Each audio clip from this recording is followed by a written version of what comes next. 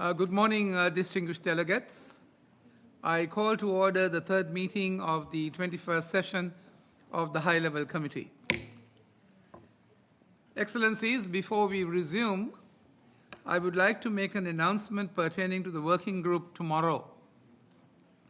It has come to my attention that some member states are not intending to participate because the program shows this as a closed meeting. Now, that's not to be misunderstood. All member states are invited to the working group tomorrow. All member states are invited to the working group tomorrow. According to the rules of procedure, one delegate per country that wishes to participate is allowed. The meeting is closed only to non-state participants in the High-Level Committee. I'll repeat myself. The meeting is closed only to the non-state participants in the High-Level Committee. Thank you. That's just to allay any fears and misgivings that we have about closed meetings. Thank you. We shall now resume and conclude the debate on items 2, 3, and 4. So the first speaker on my list this morning is the distinguished representative of the Republic of Congo. The floor is yours, sir.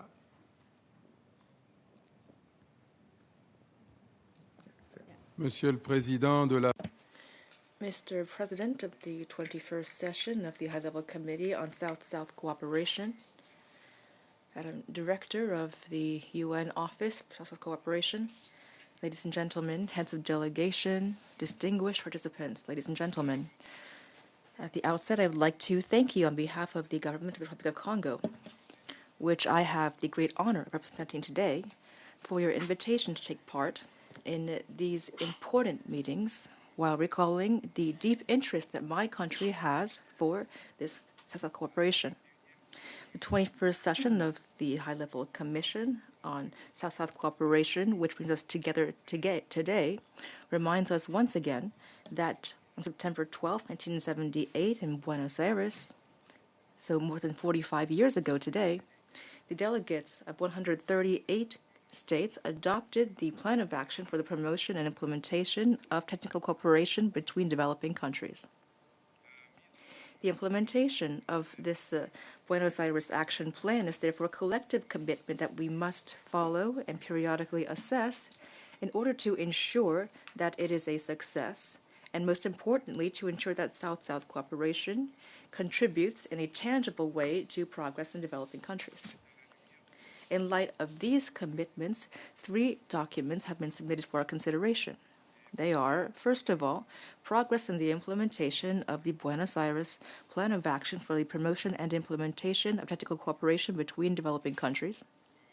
Secondly, the SG's report on progress in the implementation of Decision 20/1 of the High-Level Commission for South Cooperation. And 3, the report of the administrator of the UNDP.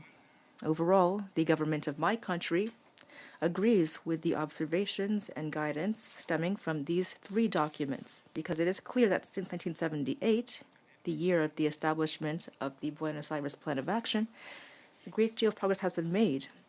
But we must still qualify this progress, especially when it comes to the continent of Africa, the population of which makes up almost 20% of the world's population, but which comprises only 3% of global trade, not due to an inherent lack of ability, but due to a lack of effective and concrete support. Therefore, we must continue our common efforts to attain more inclusive progress in the countries of the Global South. But we should note that the main goal of countries of the South ought to be to make our economies less fragile and therefore more resilient, because recent history has shown us how the COVID-19 pandemic and the crisis in Ukraine have destabilized economies in a manner proportional to each state's capacity for resilience. In fact, ladies and gentlemen, the key word of development is resilience, because that is what allows states to more effectively absorb the shocks caused by economic crises. And that is why the Republic of Congo, which has always prioritized South-South cooperation, wishes to enrich this debate by making proposals to help make our economies more resilient. These include, first of all, reflecting together on establishing innovative financing, which can provide stable financing for pivotal projects in southern countries, because we all know that our path toward development requires effective financing in order to develop concrete projects that will allow us to move forward in our economies and to make them more resilient. I'd like to also underscore here that the need to make use of and develop innovative financing was recalled by the SG in his report. Secondly, it's important to establish a mechanism for an exchange of students and researchers and trainers, something like the Erasmus program in Europe. It's because the development of countries of the South cannot take place without high-quality human resources and improved mastery of science and technology, which are key links of the chain for our futures. Distinguished participants, this is the position of the Republic of Congo with regard to the points under our consideration. We reaffirm our strong commitment to a more dynamic and concrete South-South cooperation. Long live South-South cooperation, long live international cooperation, and long live the UN. Thank you. I thank the distinguished representative of the Republic of Congo for that statement in which you quite rightly highlighted the requirement of establishing innovative finance mechanisms and a stable financial mechanism, and the mechanism that Your Excellency also referred to for the exchange of students on the lines of Erasmus for the mastery of science. I think that's something that we require. Thank you very much for that statement. May I now proceed to giving the floor to the distinguished representative of the Dominican Republic.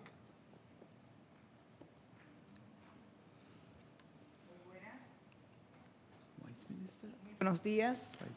Good morning.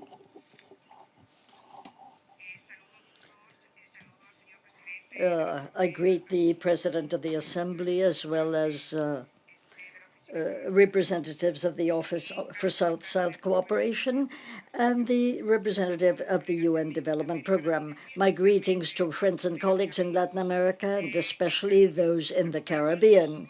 South-South Cooperation has been a basic instrument for 4 decades in the development policy of our countries. It indicates a commitment toward the making processes and results effective. 45 years after the Buenos Aires Action Plan, we see that there have been changes in developing countries, the result of capacity exchanges between states. A renewal of the PABA Plus 40 commitment represents what the parties understood as fundamental tools to achieve the goals based on new technologies, those of the 21st century. COVID-19 has shown that the world is interconnected and that countries should act in a coordinated manner. In like manner, global problems such as climate change require partnerships among countries to seek joint and coordinated solutions. Climate change is a global reality. No country is exempt from its effects. It brings about global warming, which not only affects climate and the environment, but also new diseases such as COVID-19 and economic instability. This is critical for the Caribbean in particular, especially small developing island states, which are very vulnerable. We have witnessed how these natural phenomena become disasters which occur more frequently and more intensive. intensively. They affect our economies, but they also cause loss in human lives. This is the new context, and we must expand the role of South-South and triangular cooperation going beyond capacity development and knowledge learning. We must support less developed countries which have less resources for mitigation and especially for adaptation. We require more efforts to incorporate mechanisms which facilitate access to technologies.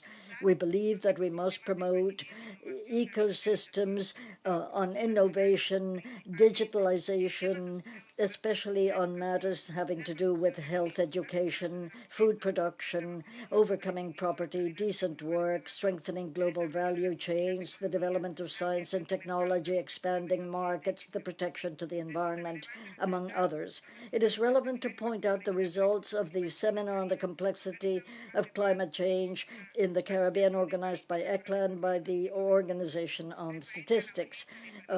With regard to the urgency of implementing concrete actions which allow the Caribbean to move forward on mitigating and adapting to climate change on the basis of high-quality data to report and analyze changes in the climate, leading to decisions on the development of data points.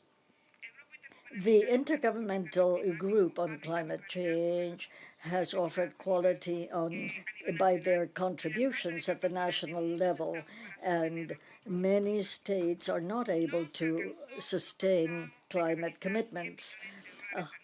$100 million a year is added to the fact that the overall amount of annual financing for climate change is 600% greater than $6 billion.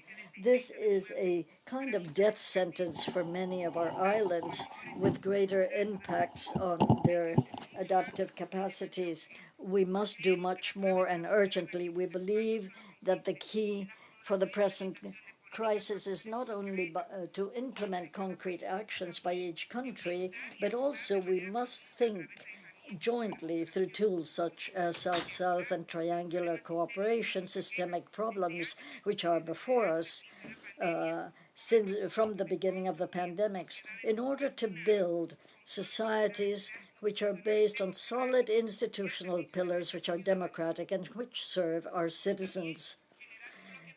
We must also generate a political bloc. As small island developing states, we must increase pressure toward the compliance of commitments such as the Paris Agreement.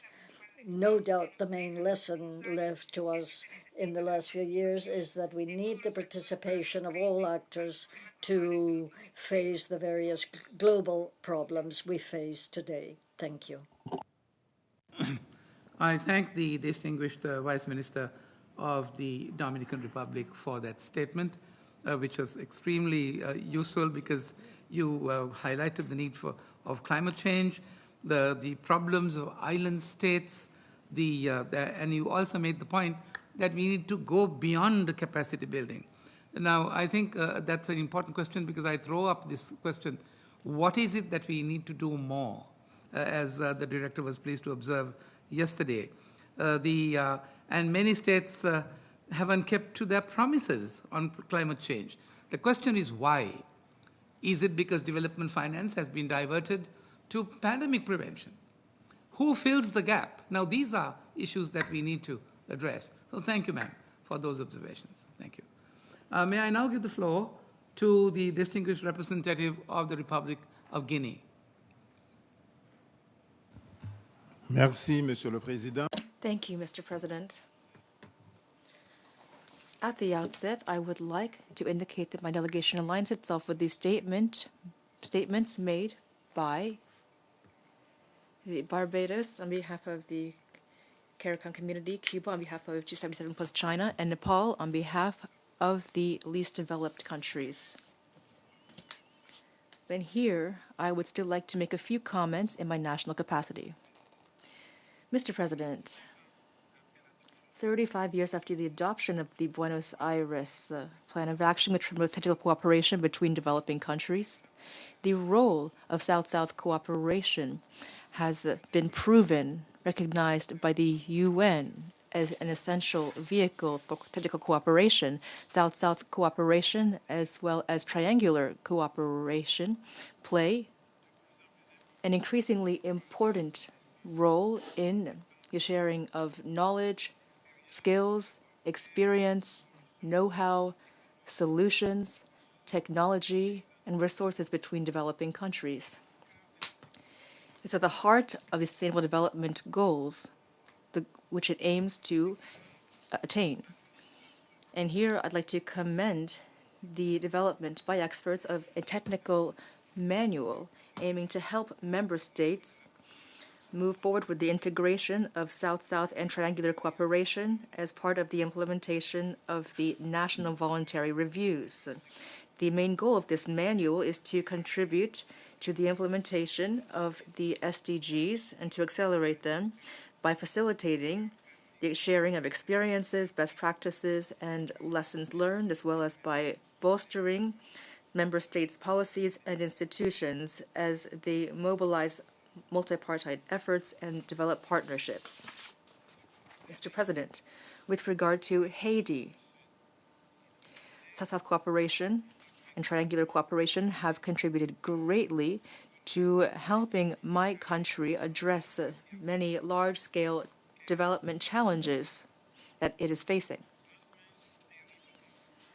Just after the terrible and lethal earthquake of 2010, which ravaged the capital of Haiti, cooperation initiatives were amplified, especially the Donor Conference of March 2010 in New York. In this spirit of solidarity, the countries of the South became important development partners in addition to traditional donor countries. Mobilization of the countries of the South allowed for the implementation of a large number of projects in the areas of education, health, rebuilding infrastructure, and so forth.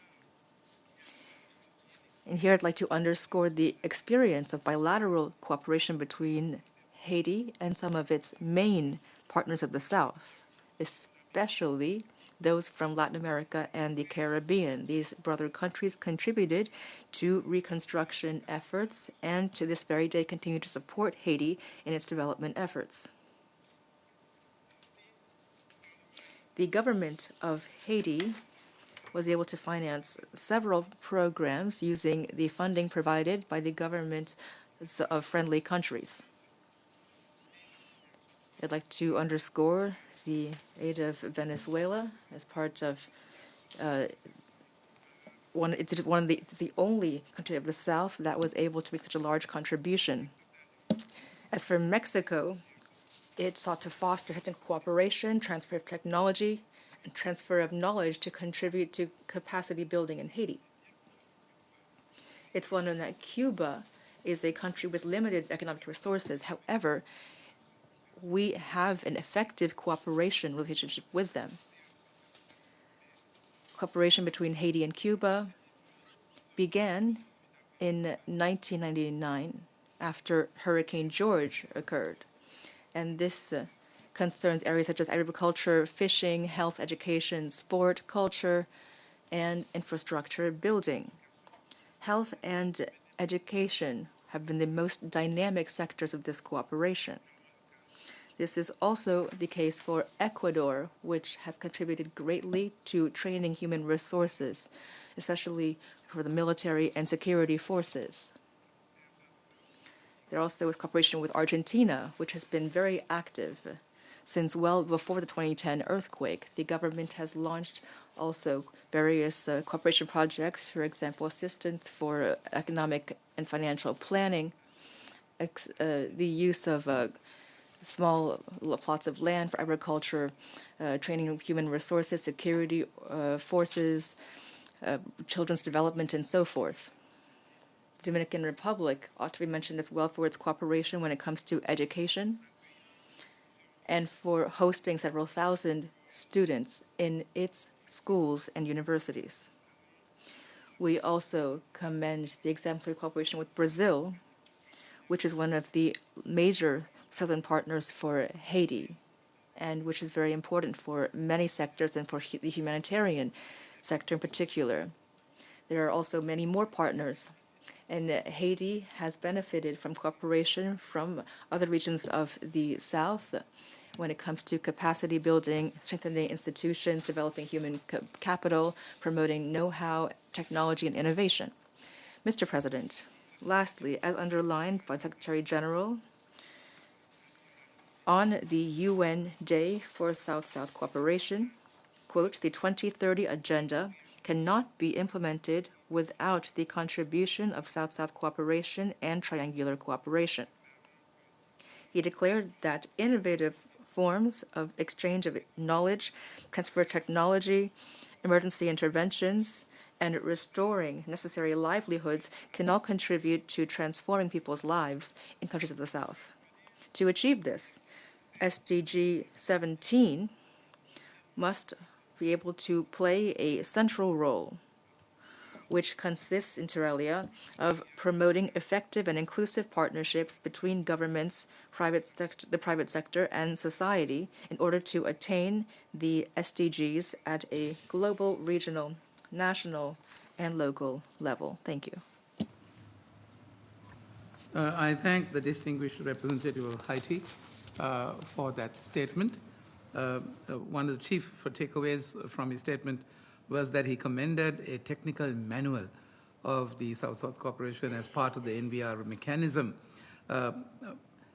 Sir, you also did make a point that South-South Cooperation, particularly countries around you, Venezuela, Mexico, Cuba, Argentina, Brazil, Dominican Republic, and Brazil, had come to help you as part of that cooperation, which perhaps is a classic example how South-South cooperation can work very effectively. I wish and hope that you will see a tremendous peace and progress in your country as a result of that contribution by your friends around you. Thank you. May I now give the floor to His Excellency, the distinguished representative of Guinea. The floor is yours, sir. Merci, Monsieur le Président. Thank you, Mr. President. Distinguished President, distinguished heads of delegation, distinguished administrator of the UNDP, distinguished participants. At the outset, I would like to indicate to you and to all delegations here today to convey the warm greetings of the government of Guinea and our wishes for the full success of the work of this session of our committee. Mr. President, I also would like to congratulate you on behalf of our delegation on your election. We also congratulate the other Bureau members, and we assure you of our full cooperation. Here I also would like to express the appreciation of the Guinean government to the UN Office for South-South Cooperation, which since the 17th session of this committee has continued to provide its assistance to Guinea, especially when it comes to its proposal for creating an International Institute of Development of South-South and Triangular Cooperation. We also are grateful to the Islamic Development Bank and to the UNDP. And this issue will form the basis for my statement today. Mr. President, the current session of our committee is taking place in an especially difficult context marked by various crises, including the consequences of COVID-19, the war in Ukraine, the harmful effects of climate change, debt crises and financing crises, as well as others, the consequences of which have had a negative effect on the harmonious development of our countries. As we seek solutions to these crises, the promotion of South-South cooperation seems to be a life-saving solution as a tool for support, solidarity, complementarity, and domestic development. Based on this belief, my country has always made South-South cooperation a major pillar of its policy for international cooperation and African integration, as can be seen through the various initiatives at a national, African, and international level, as well as development projects implemented in the framework of South-South and triangular cooperation. In this context, I would like to mention that the Republic of Guinea, as part of its cooperation and in accordance with the goals set by our committee since Buenos Aires, is determined to host the International Institute of Development of South-South and Triangular Coordination with Conakry as the headquarters. This initiative, as I said earlier, is supported by the UN Office for South-South Cooperation since the 17th session of this committee. Since then, much progress has been made. Contacts have been made as well, and there has been support announced from various quarters. Today, the proposal has been supported by the majority of least developed countries, the Executive Secretariat of the G77 plus China. Thanks to the support of the UN Office, the Islamic Development Bank, and the UNDP, the government of Guinea has been assisted in drawing up constitutive documents of this institute and a roadmap which have been approved by the document in order to operationalize the institute. Mr. President, I would like to recall that the institute is an institution of research, training, capacity building, and consultancy for South-South and Triangular Cooperation. Its goal is to promote human resources inter alia and to foster research, training, and development in order to have a lasting impact on this new form of international cooperation in order to accelerate the implementation of the SDGs. The Institute has been designed to avoid overlap with similar institutions while highlighting its own value added. It will be governed by a General Conference of Member States, which will be the supreme decision-making body, an administration board made up of 20 members representing member states, based on equitable regional distribution, and a regional General Directorate to govern administration, finance, and the Institute's program of work. In line with the African Forum for Triangular and South-South Cooperation, organized by the IDB in January 2023 in Kampala, and the initiative of the participants of the African Mechanism for Peer Review, Peer Assessment, and the 5th Summit of the LDCs in Doha, as well as annual meetings of the IDB in Jeddah from May 10th to 13th, and the African Development Bank at Sharm el-Sheikh from May 26th to 29th, 2023, our committee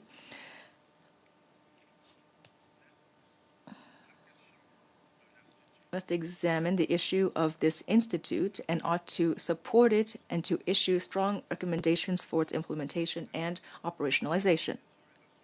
Through the cohesion and solidarity of our committee's members, tangible actions can be made at various levels with the participation of of governmental authorities and multilateral institutions in order to advocate for this institute and to issue firm recommendations in order to establish and operationalize the institute. In line with this, we would like to continue to count on the commitment of our committee's members. Mr. President, in conclusion, I would like to inform you that since September 5th, 2023, a new era has begun in Guinea, and this comes from the desire of the new authorities of the country, supported by the people, to significantly change the disastrous situation that the country was going through.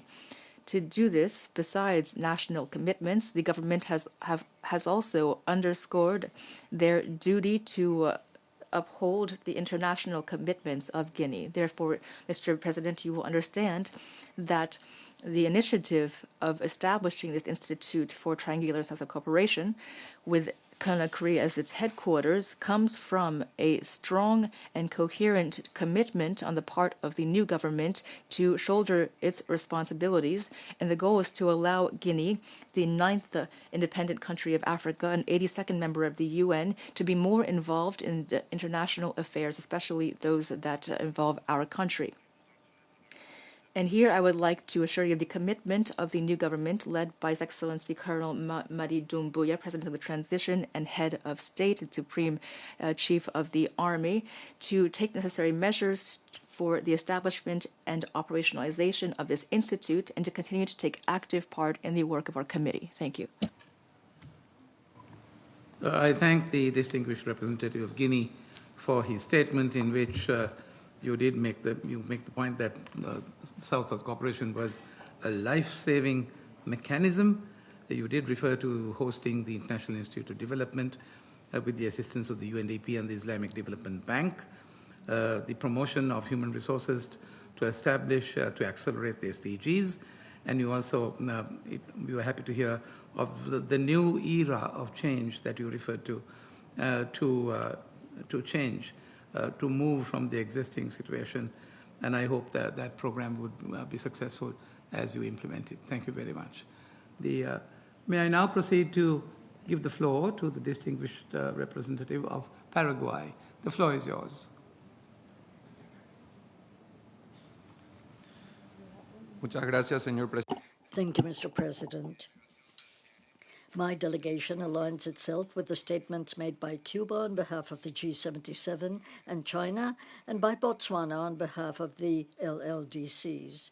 Mr. President, this 21st session of the High-Level Committee on South-South Cooperation brings us together at times which are difficult for humankind in general and for developing countries in particular.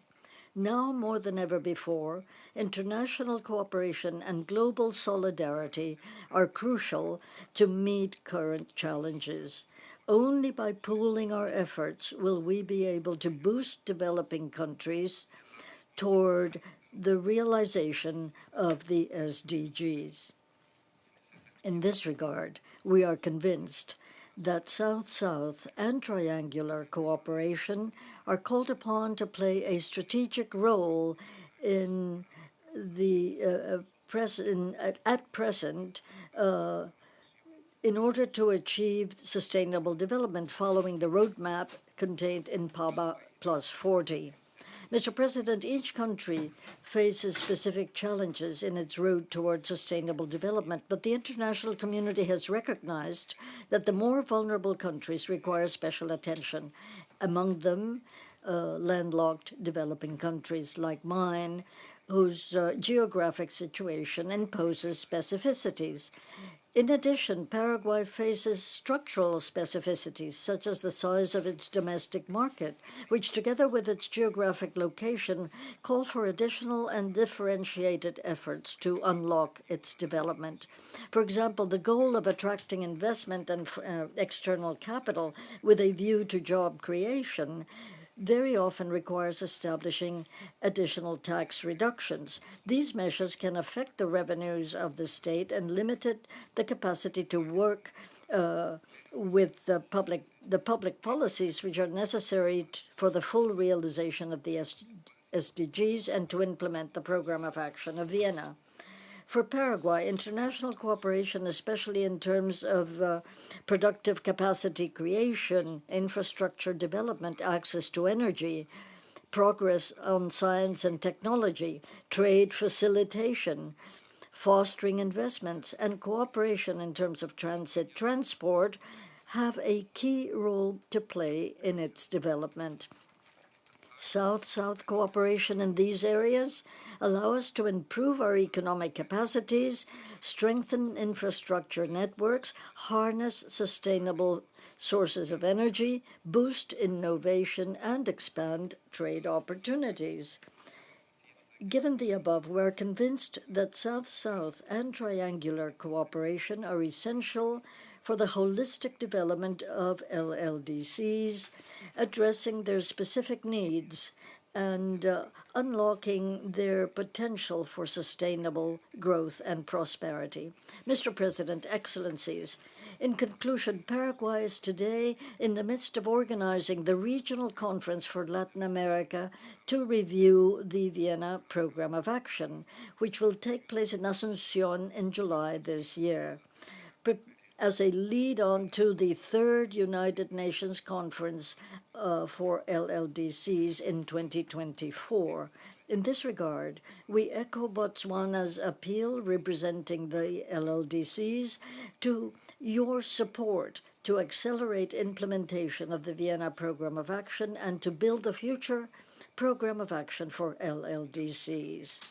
In conclusion, we reaffirm Paraguay's commitment to South-South cooperation.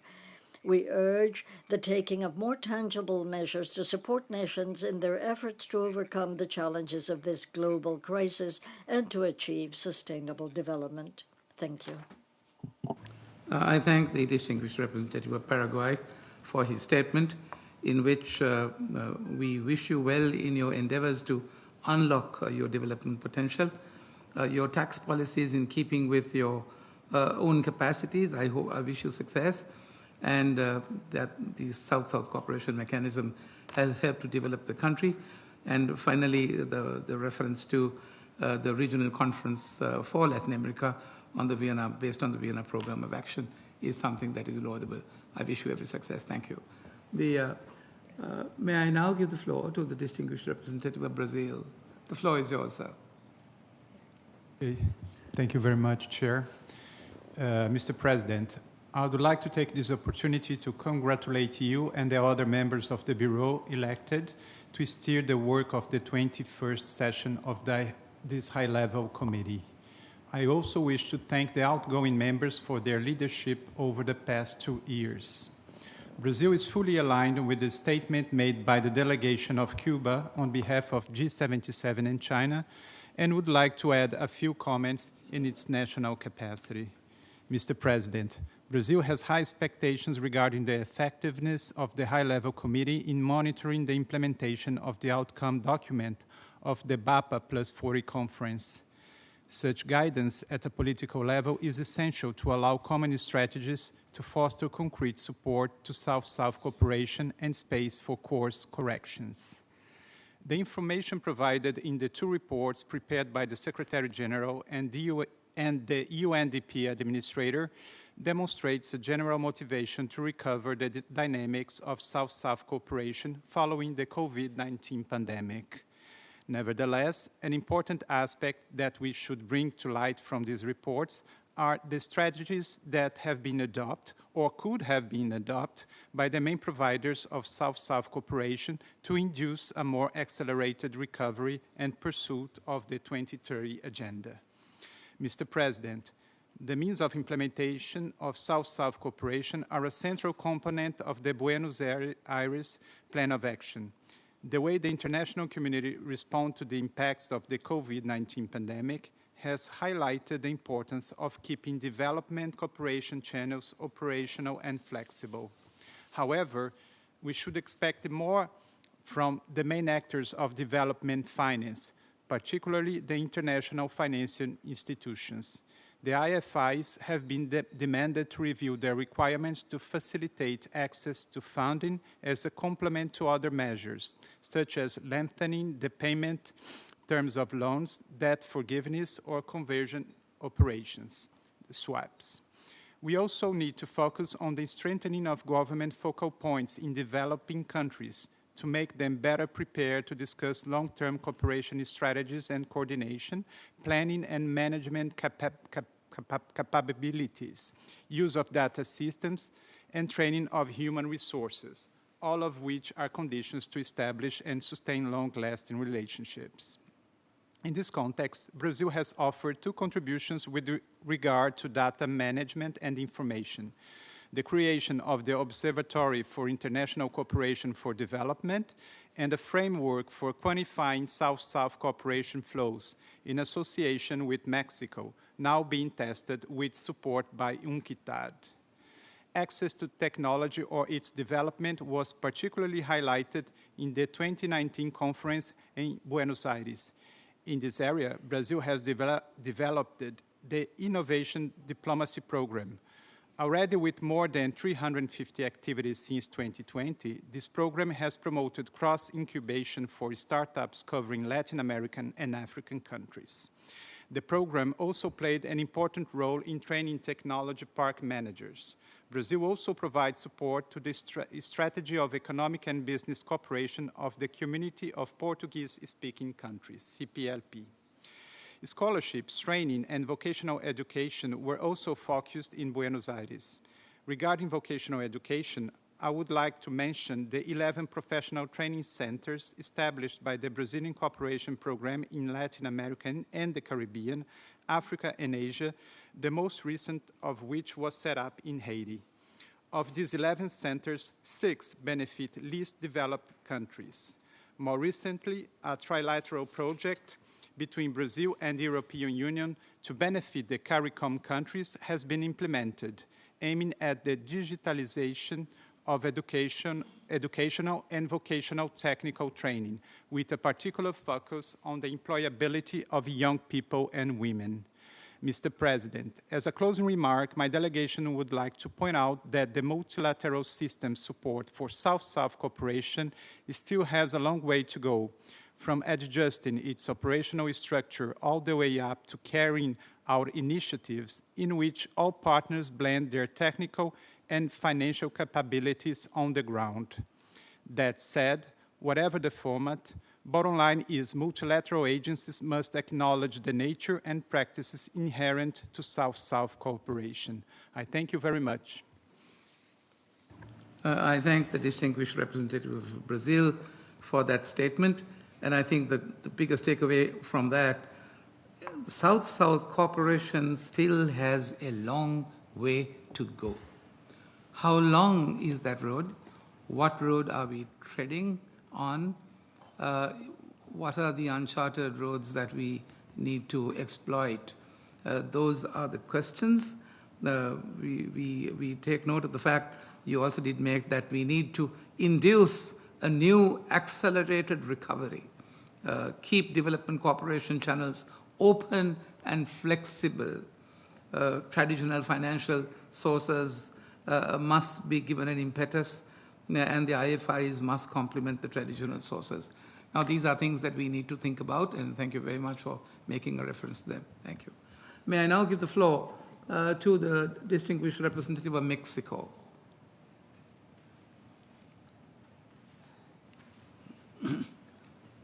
Gracias, señor presidente. Thank you, Mr. President. I welcome the statements by the Administrator of UNDP as well as of the Director of the United Nations Office for South-South Cooperation. In view of the disproportionate effects of the various crises we are currently facing, this session offers the opportunity to discuss the effectiveness of South-South and triangular cooperation.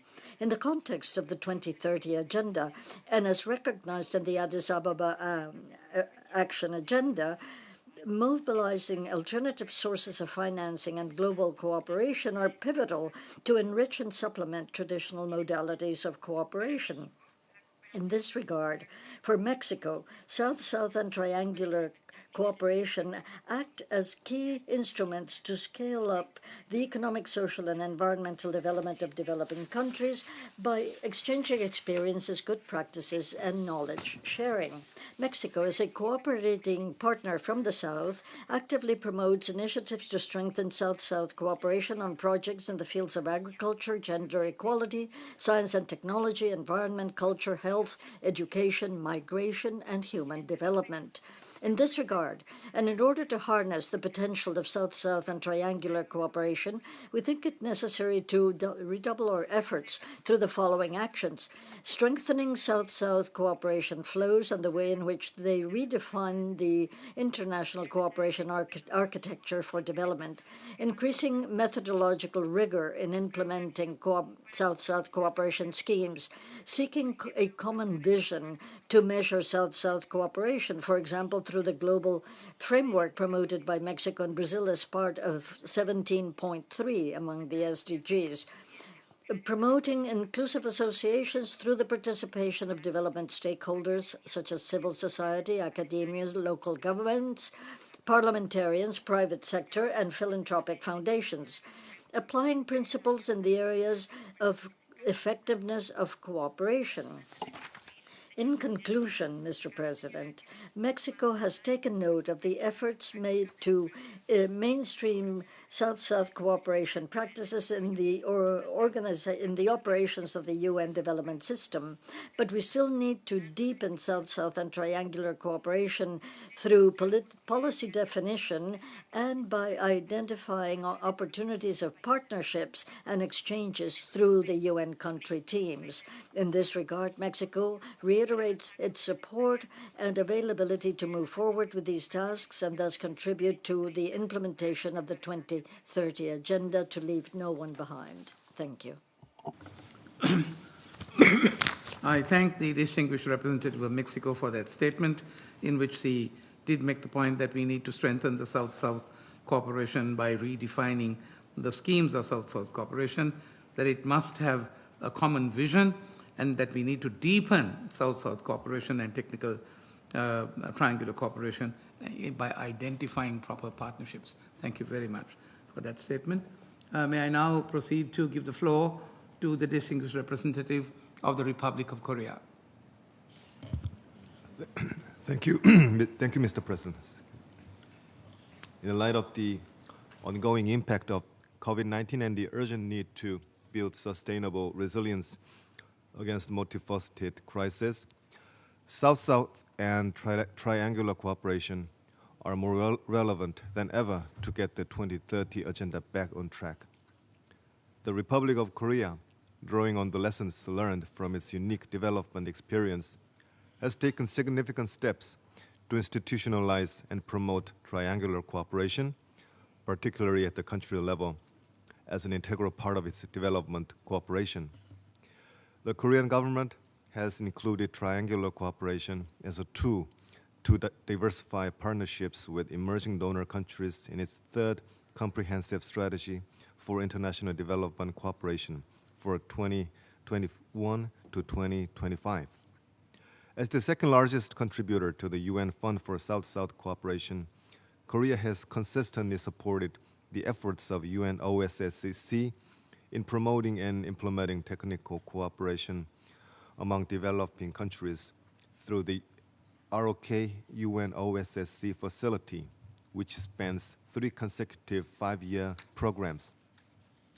My government firmly believes that triangular cooperation can better serve to ensure inclusive growth and development when guided by the principles of country ownership, focus on results, inclusive partnership, transparency, and mutual accountability. An illustrative example is Korea's partnership with Indonesia and Timor-Leste since 2020 for the realization of a solar-powered electronic and water supplies project. 1,000 households in Timor-Leste now have received highly efficient solar lamp systems developed by Indonesia. To ensure project sustainability, the Indonesian government provided technical training on solar lamp technology and established a certification system for Timor-Leste experts. This project not only facilitates the transfer of sustainable technology, but also helps foster further technical cooperation between the two countries. In closing, let me add that we can more successfully tackle the complex challenges we are facing by sharing knowledge, promoting innovation, and strengthening partnerships. In this regard, the Republic of Korea will remain dedicated to advancing triangular cooperation as a powerful mechanism for sustainable development and the achievement of the global goals. I thank you. I thank the distinguished representative of Korea for that statement. It is absolutely clear, being the second largest contributor to the whole mechanism, that you deeply believe in triangular cooperation and South-South cooperation.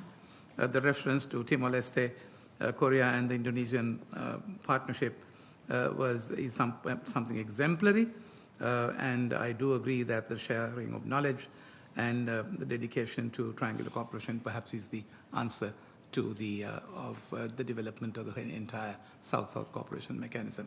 Thank you very much. May I now give the floor to the distinguished representative of Uruguay.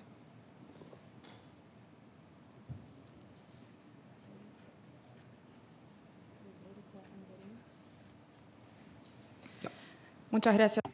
Thank you, Mr. President. Excellencies, ladies and gentlemen, I take this opportunity to congratulate the new members of the Bureau and to thank the members who ended their mandate this year for their work.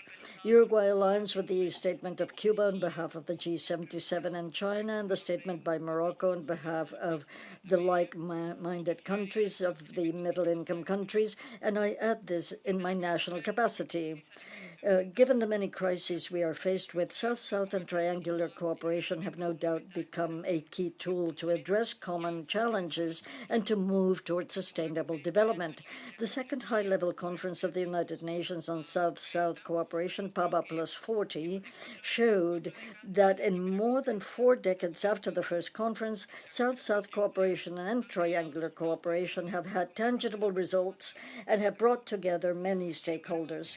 However, in the context of post-pandemic recovery, which deepens inequalities and has a significant impact on the progress of the 2030 Agenda, developing countries require a strengthened cooperation system adapted to the challenges of today, which have at the center a multidimensional methodology to determine the development levels of countries. Pandemics, as well as natural disasters, have always contributed to the creation or improvement of international cooperation schemes for development, and we believe that the COVID-19 pandemic was no exception.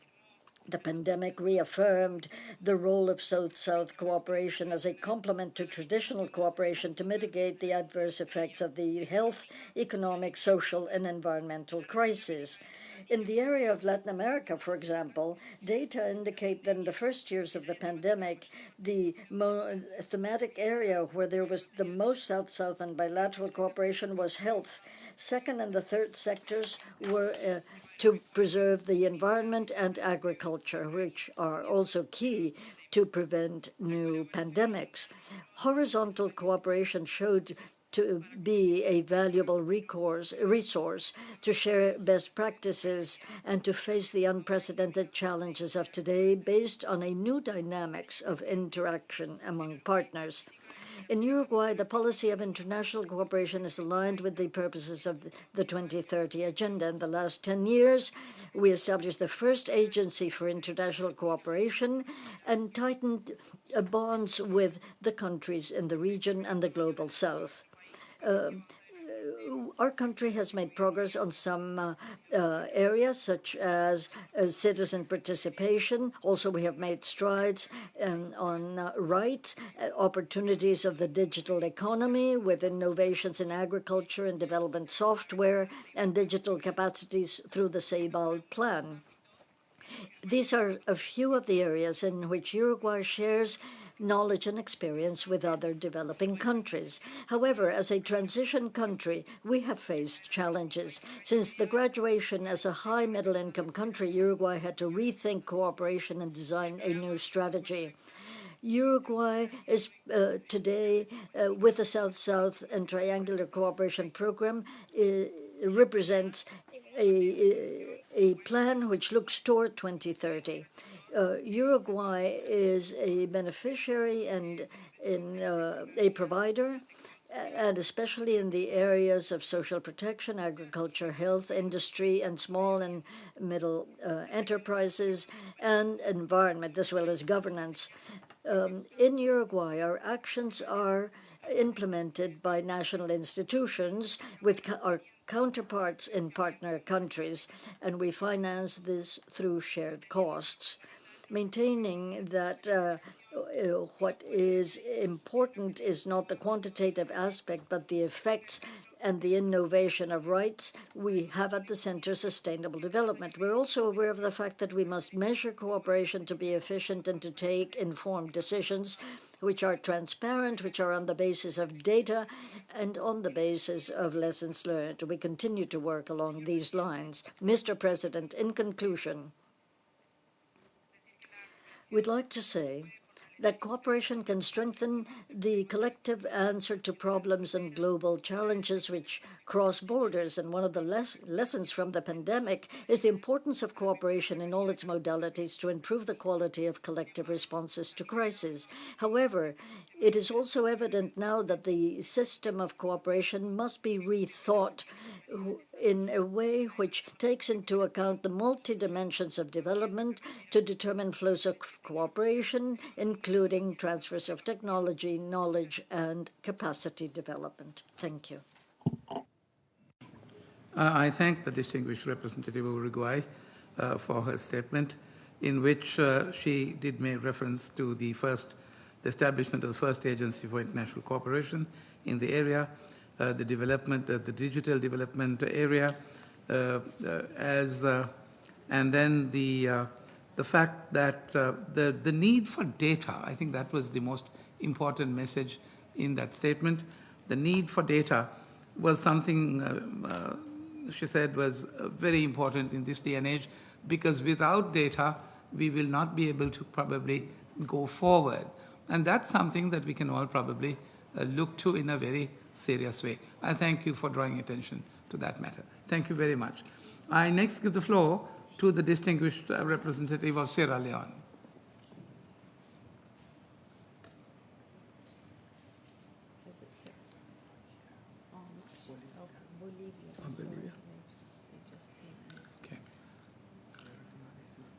Not right. Can we proceed? Can I offer the floor to the distinguished representative of Bolivia? Excellency, the floor is yours. Muchas gracias, señor presidente. Thank you, Mr. President. Firstly, I wish to congratulate you on your election to lead this important committee, and I wish you every success in your work. The plurinational state of Bolivia aligns with the statement made by the Republic of Cuba on behalf of the G77 and China, and with the statement by Botswana on behalf of the LLDCs. And I wish to say the following in my national capacity. Mr. President, we welcome the report of the administrator of the UNDP submitted at this session on progress made in implementing the Buenos Aires Plan of Action, and we take note of his conclusions and recommendations. We agree with the need to scale up investment in cooperation in the many priority areas leading to the post-pandemic recovery of developing countries in order to redirect ourselves toward the implementation of the 2030 Agenda and the SDGs. First of all, we must prioritize interstate cooperation, working together with other relevant actors to maximize the benefits for their populations. Similarly, we take note of the Secretary General's report on measures adopted by UN organizations to implement Decision 20/1. In particular, we highlight the need to ensure that entities of the UN system must move toward institutionalization and operationalization of South-South cooperation mechanisms, especially at the national level. This will make it possible for South-South initiatives to become a full component of cooperation for development and a complement to North-South ODA. Mr. President, South-South cooperation is a fundamental tool in promoting the overall sustainable development. While North-South cooperation claims to be part of the need to redress historical injustices, South-South cooperation offers opportunities for the collective action of developing countries. Are countries that face similar challenges and share common aspirations. We therefore bear the joint responsibility of avoiding all factors that may weaken South-South and triangular cooperation, in particular by imposing agendas or politicizing institutional processes. Mr. President, Bolivia recognizes the enormous potential of South-South cooperation to eradicate poverty, reduce inequalities, and achieve the SDGs. We highlight the important progress made on South-South cooperation initiatives at the regional level, especially as part of processes of continent-wide integration. However, we cannot underestimate the importance of knowledge and technology sharing and of the development of capacities through cooperation between different regions of the global south. Many of our countries can bear witness to the importance of distributing vaccines developed in the south in addressing the COVID-19 pandemic in an opportune and effective manner. Lastly, Mr. President, as part of its diplomacy of peoples, Bolivia reaffirms its commitment to South-South cooperation in the framework of the United Nations and its potential to bolster the full development and the good life of the peoples of the Global South. Given the above, we will actively participate in regional and interregional initiatives that promote shared learning and cooperation among our developing countries. Thank you, sir. I thank His Excellency, the Ambassador for Bolivia, for that statement in which he did make two very important points. One, that the South-South cooperation, he said, was the fundamental instrument by which South-South cooperation has to be pursued, and that North-South cooperation was a mechanism to compensate for historical inequities. But he also did make the point that, however, that we need to reconcile and bring to harmony both North-South and South-South in the way we should, so that we can have optimal benefit from all sides, whether it be North-South or South-South. Thank you very much, Excellency, for that statement. May I now proceed to give the floor to the distinguished representative of the Islamic Development Bank. The floor is yours, sir. Mr. Chairman, Excellencies, ladies and gentlemen, Assalamu alaikum, and a very good morning. On behalf of the Islamic Development Bank, I would like to start by thanking the United Nations for invitation to participate in the 21st session of the High-Level Committee on South-South Cooperation. As we come out of COVID-19 and gather here physically, the economic impact of the pandemic continues to take its toll. Across the globe, the rich and the poor, the North and the South are all negatively affected by the pandemic. On top of this, we are also witnessing significant stresses due to regional conflicts which are adding fuel to the fire.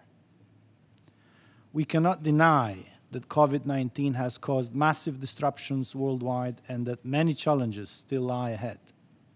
Nevertheless, every cloud has a silver lining, and we can learn useful lessons from such crises, which, when leveraged correctly, can prepare us for a more resilient future. One of the lessons learned is that cooperation, in all its dimensions and forms, be it South-South, North-South, and triangular cooperation, is the path to recovery and achieving the 2030 Agenda for Sustainable Development. In this respect, a coordinated international response is vital. Ladies and gentlemen, it has been 44 years since the adoption of Buenos Aires' Plan of Action for Promoting and Implementing Technical Cooperation among Developing Countries. The Plan of Action, signed by 138 countries in 1978, charted the way forward in terms of promoting and development of stronger ties among the Global South through scaled-up technical, economic, financial, social, and political cooperation. Since then, South-South cooperation has become a significant approach to link countries, especially to share know-how, expertise, technology, and resources in order to solve development challenges, while preserving the principles of solidarity, respect for sovereignty, mutual benefit, non-interference in internal affairs, and non-conditionality. The Islamic Development Bank, as a South-South multilateral development finance institution, established more than 48 years ago, has supported South-South cooperation among its member countries through various mechanisms and programs. Throughout this development journey, the bank has not only improved the quality of its South-South cooperation interventions, but also enriched the body of knowledge of South-South cooperation by introducing new concepts and operationalizing them, such as national ecosystems for South-South and triangular cooperation. This concept is one of the bank's concrete contributions to achieving the recommendations of the outcome document of the second high-level United Nations Conference on South-South Cooperation, held in March 2019. It aims to strengthen national institutional arrangements in its member countries to develop their capacities in order to effectively engage in international development cooperation. We are currently in operationalization of this concept, helping many of our member countries to strengthen the different pillars of the national ecosystems for South-South and triangular cooperation, such as Cameroon, Guinea, Pakistan, Palestine, and Tunisia. During the bank's last annual meetings held in Kingdom of Saudi Arabia earlier this month, all of our 57 countries, with no exception, highlighted the importance of South-South cooperation to tackle development challenges, but also emphasized the importance of strong institutional arrangements in the South to better engage in international development cooperation. Ladies and gentlemen, in conclusion, I would like to stress that our collective action to address critical areas of development, such as economic recovery, is indispensable. The cost of inaction or dispersed efforts would be too high to bear, particularly for vulnerable and poor populations around the world. As we are getting closer to 2030, the Islamic Development Bank stands ready to continue working with development partners and members from the Global South and the North through South-South cooperation and triangular cooperation to continue supporting recovery efforts worldwide, and with a view to ensuring a sustainable future for all. Thank you. I thank the distinguished representative of the Islamic Development Bank for that statement. Excellencies, it's very rarely that we hear banks talking of a silver lining to a dark cloud. And it is very rarely do banks actually are heard to speak about the vulnerable, the poor populations of the South. It's heartening that the Islamic Development Bank, the posturing that it takes of the poor, the vulnerable, the disadvantaged. I think South-South cooperation has a great friend in the Islamic Development Bank, and I thank the bank for the outreach that it demonstrates so manifestly in supporting South-South cooperation. Thank you very much. May I now give the floor to Sierra Leone. The floor is yours.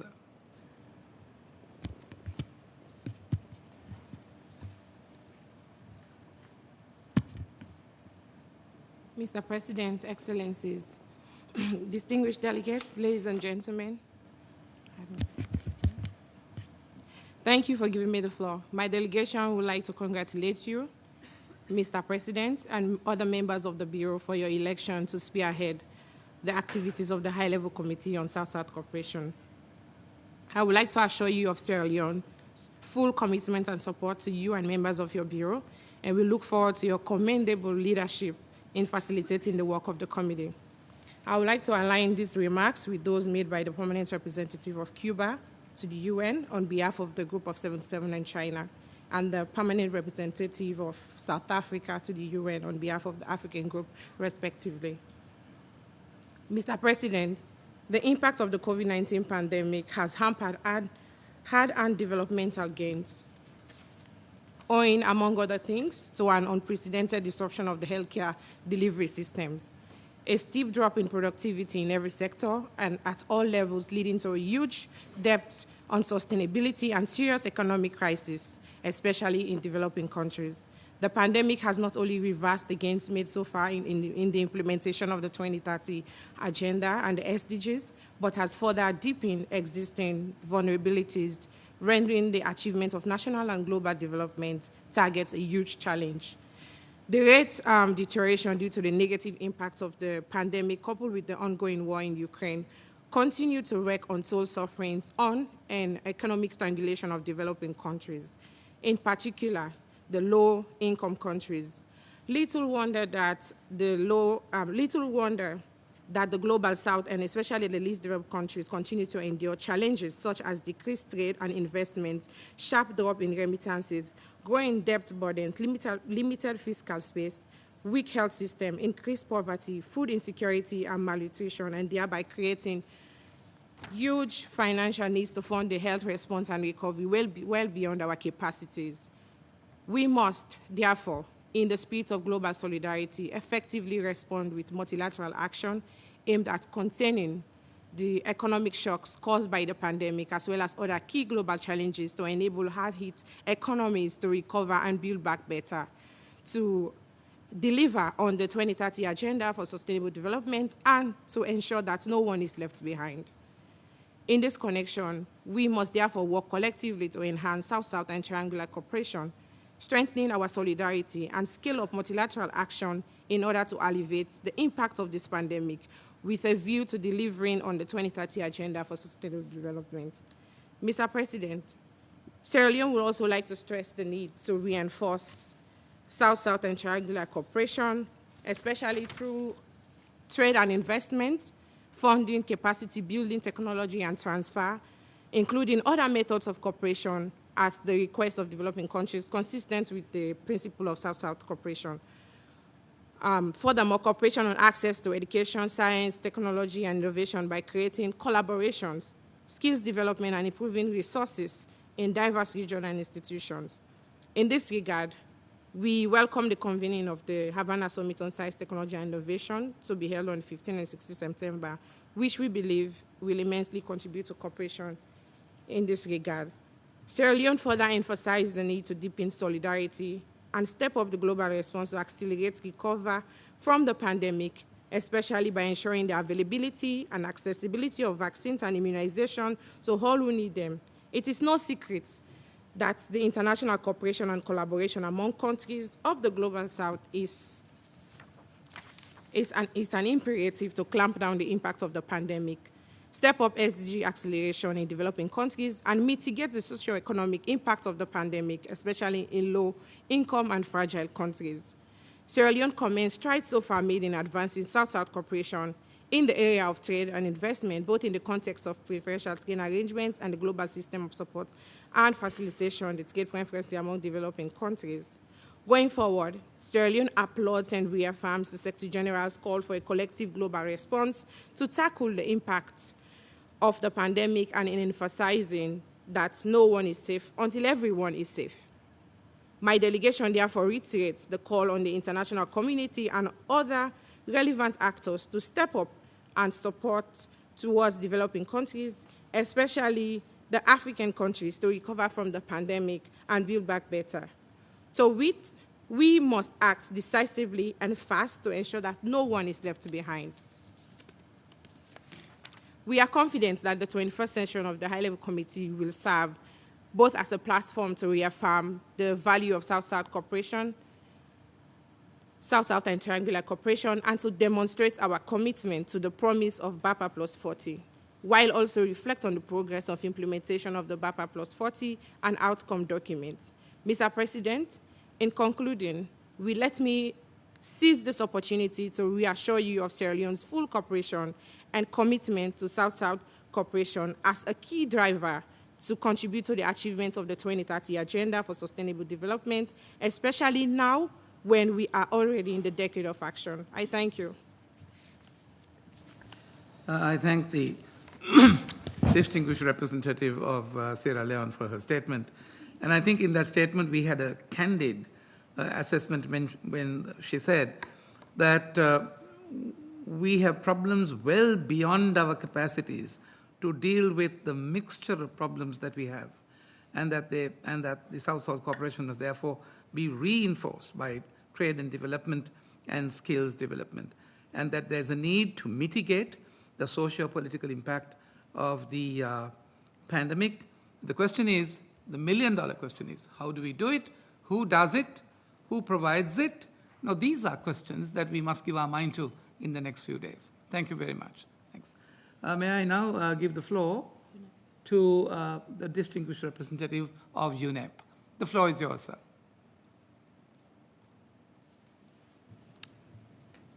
Excellencies, distinguished delegates, on behalf of UNEP, I'm pleased to address this meeting. UNEP's participation is a reflection of the utmost importance of South-South and triangular cooperation to confront global challenges and advance the implementation of the 2030 Agenda for Sustainable Development and the SDGs, the Paris Agreement, and the multilateral environmental agreements. UNEP Medium-Term Strategy 2022-2025 states UNEP's commitment to strengthen South-South and triangular cooperation to enable member states' progress towards environmental sustainability while fostering complementarities with North-South cooperation. In this context, UNEP promotes South-South and triangular cooperation across its policy, programming, and partnerships activities.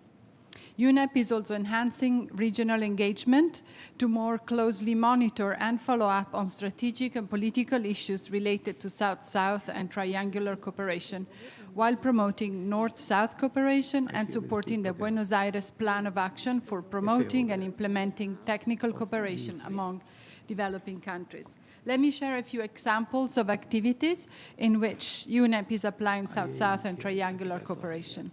Implementation of projects that facilitate technology transfer and capacity development among countries in the Global South. The Climate Technology Center and Network, CTCN, offers solutions for developing countries to overcome barriers on technology transfer, scaling, and replication. The CTCN facilitates information flow among countries by convening various knowledge-sharing activities, hosting a knowledge portal, and holding regular regional forums for networking and sharing of good practices, as well as fostering collaboration among climate technology stakeholders via the CTCN's network.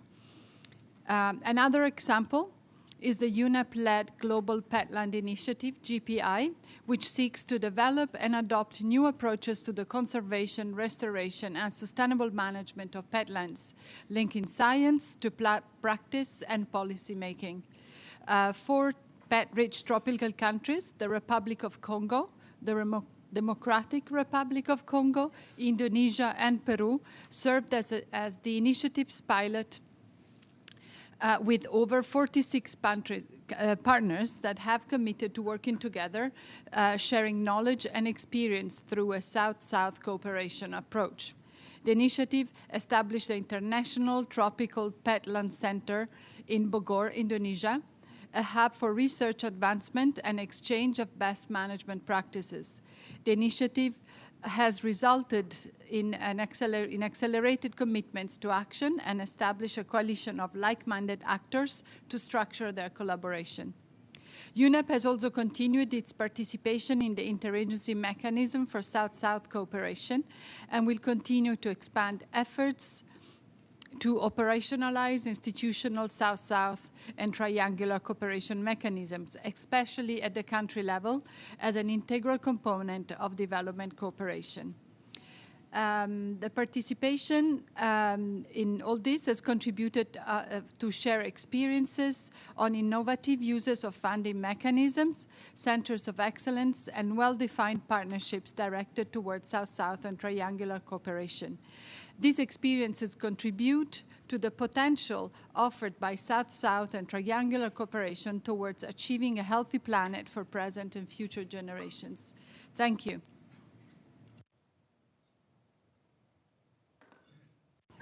I thank the distinguished representative of UNEP for that statement. We know that UNEP's commitment to development cooperation and South-South cooperation, particularly in environmental matters, is well known and well established. And I think we can lean on UNEP quite safely to guide us in the days ahead of us, when we thank UNEP for the fantastic work that it does for the global community. Thank you very much. Yes. May I now proceed to give the floor to the distinguished representative of the IAEA. The floor is yours, ma'am. Thank you, Mr. President. May I, on the onset, extend the warm congratulations of Director General Grossi, who was just here yesterday to brief the United Nations Security Council for your election and members of your Bureau. Mr. President, Excellencies, ladies and gentlemen, the world is facing so many social and economic challenges. The COVID-19 pandemic has threatened hard-won development gains. At the Multi-Stakeholder Forum on Science, Technology, and Innovation for the SDGs, held only last month, we learned the many ways that science, technology, and innovation can help jumpstart the recovery.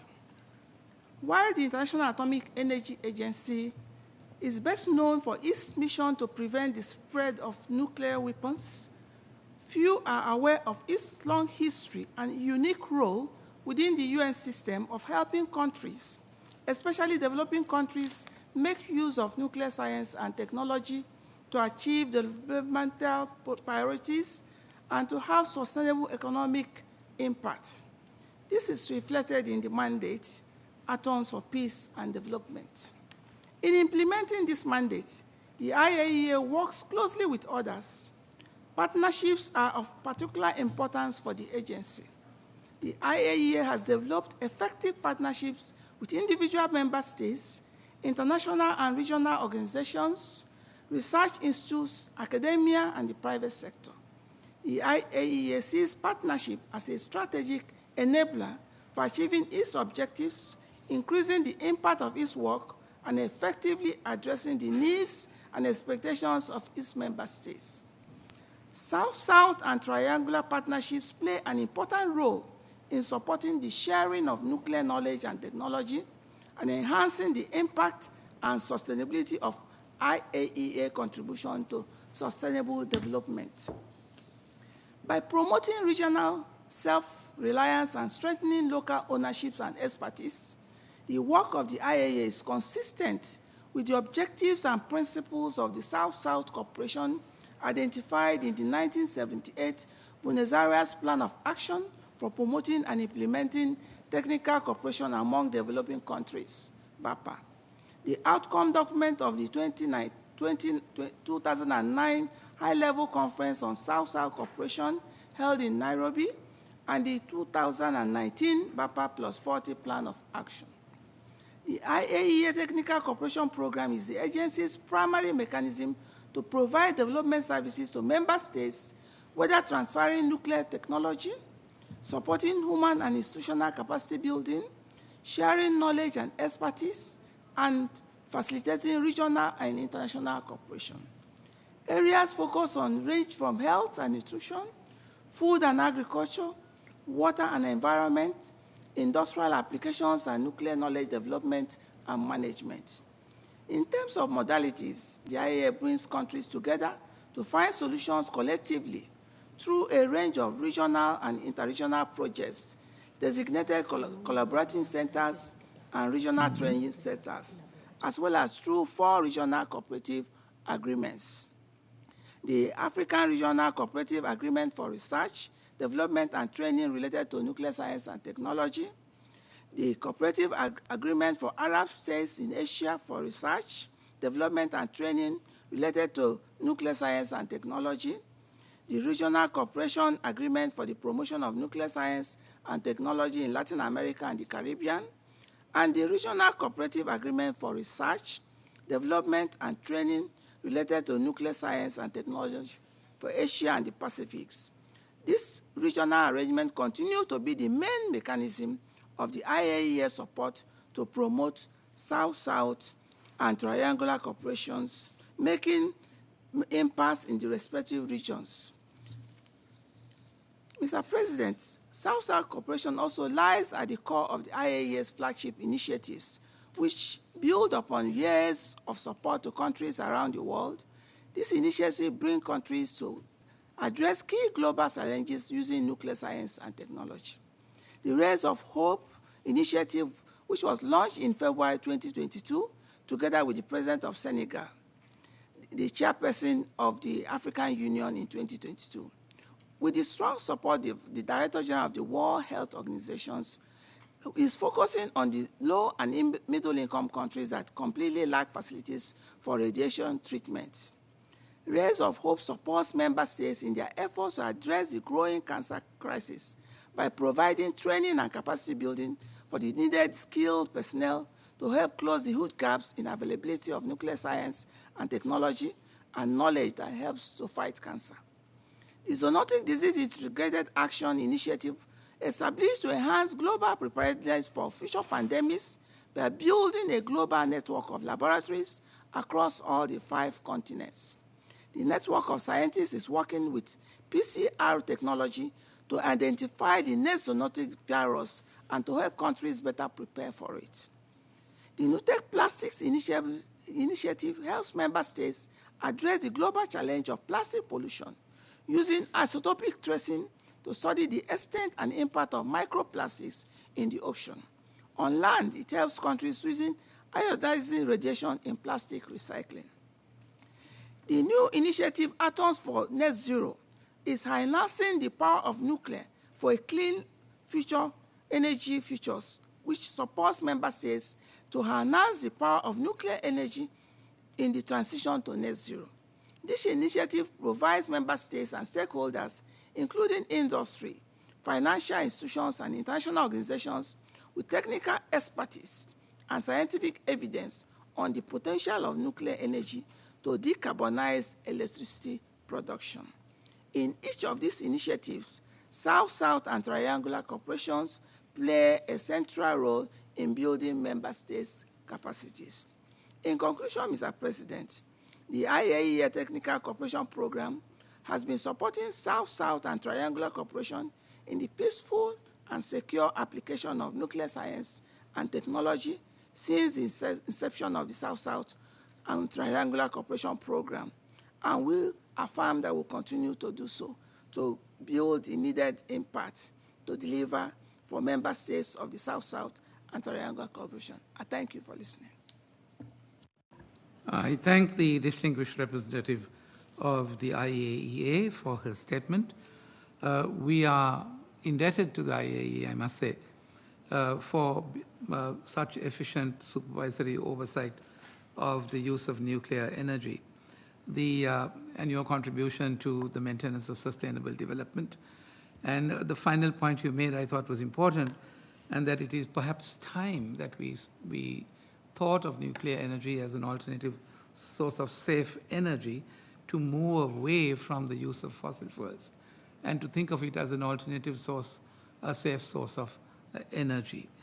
We thank the IAEA's work in supervising the misuse of nuclear energy is well noted, and so we thank the IAEA for its tremendous the signal cooperation that it makes to making the world a safer place to live in, notwithstanding the fact that we are dealing with materials which are potentially dangerous. Thank you very much. May I now give the floor to the distinguished representative of the ITU. The floor is yours, sir. Thank you. Thank you very much, Mr. President. I'd like just to congratulate you for your election and the director of the UN Office for South-South Cooperation for her appointment last March 2023. Excellencies, ladies and gentlemen, it gives me great pleasure to join you at this 21st session of the High-Level Committee on South-South Cooperation on behalf of the International Telecommunication Union, the UN Specialized Agency for Digital Technologies. Today's session is timely given the picture of South-South development we see before us. Increasingly, the spotlight is on ICT. As a pillar for development, digital platforms and services are undeniably critical to keep us connected in the spheres of life.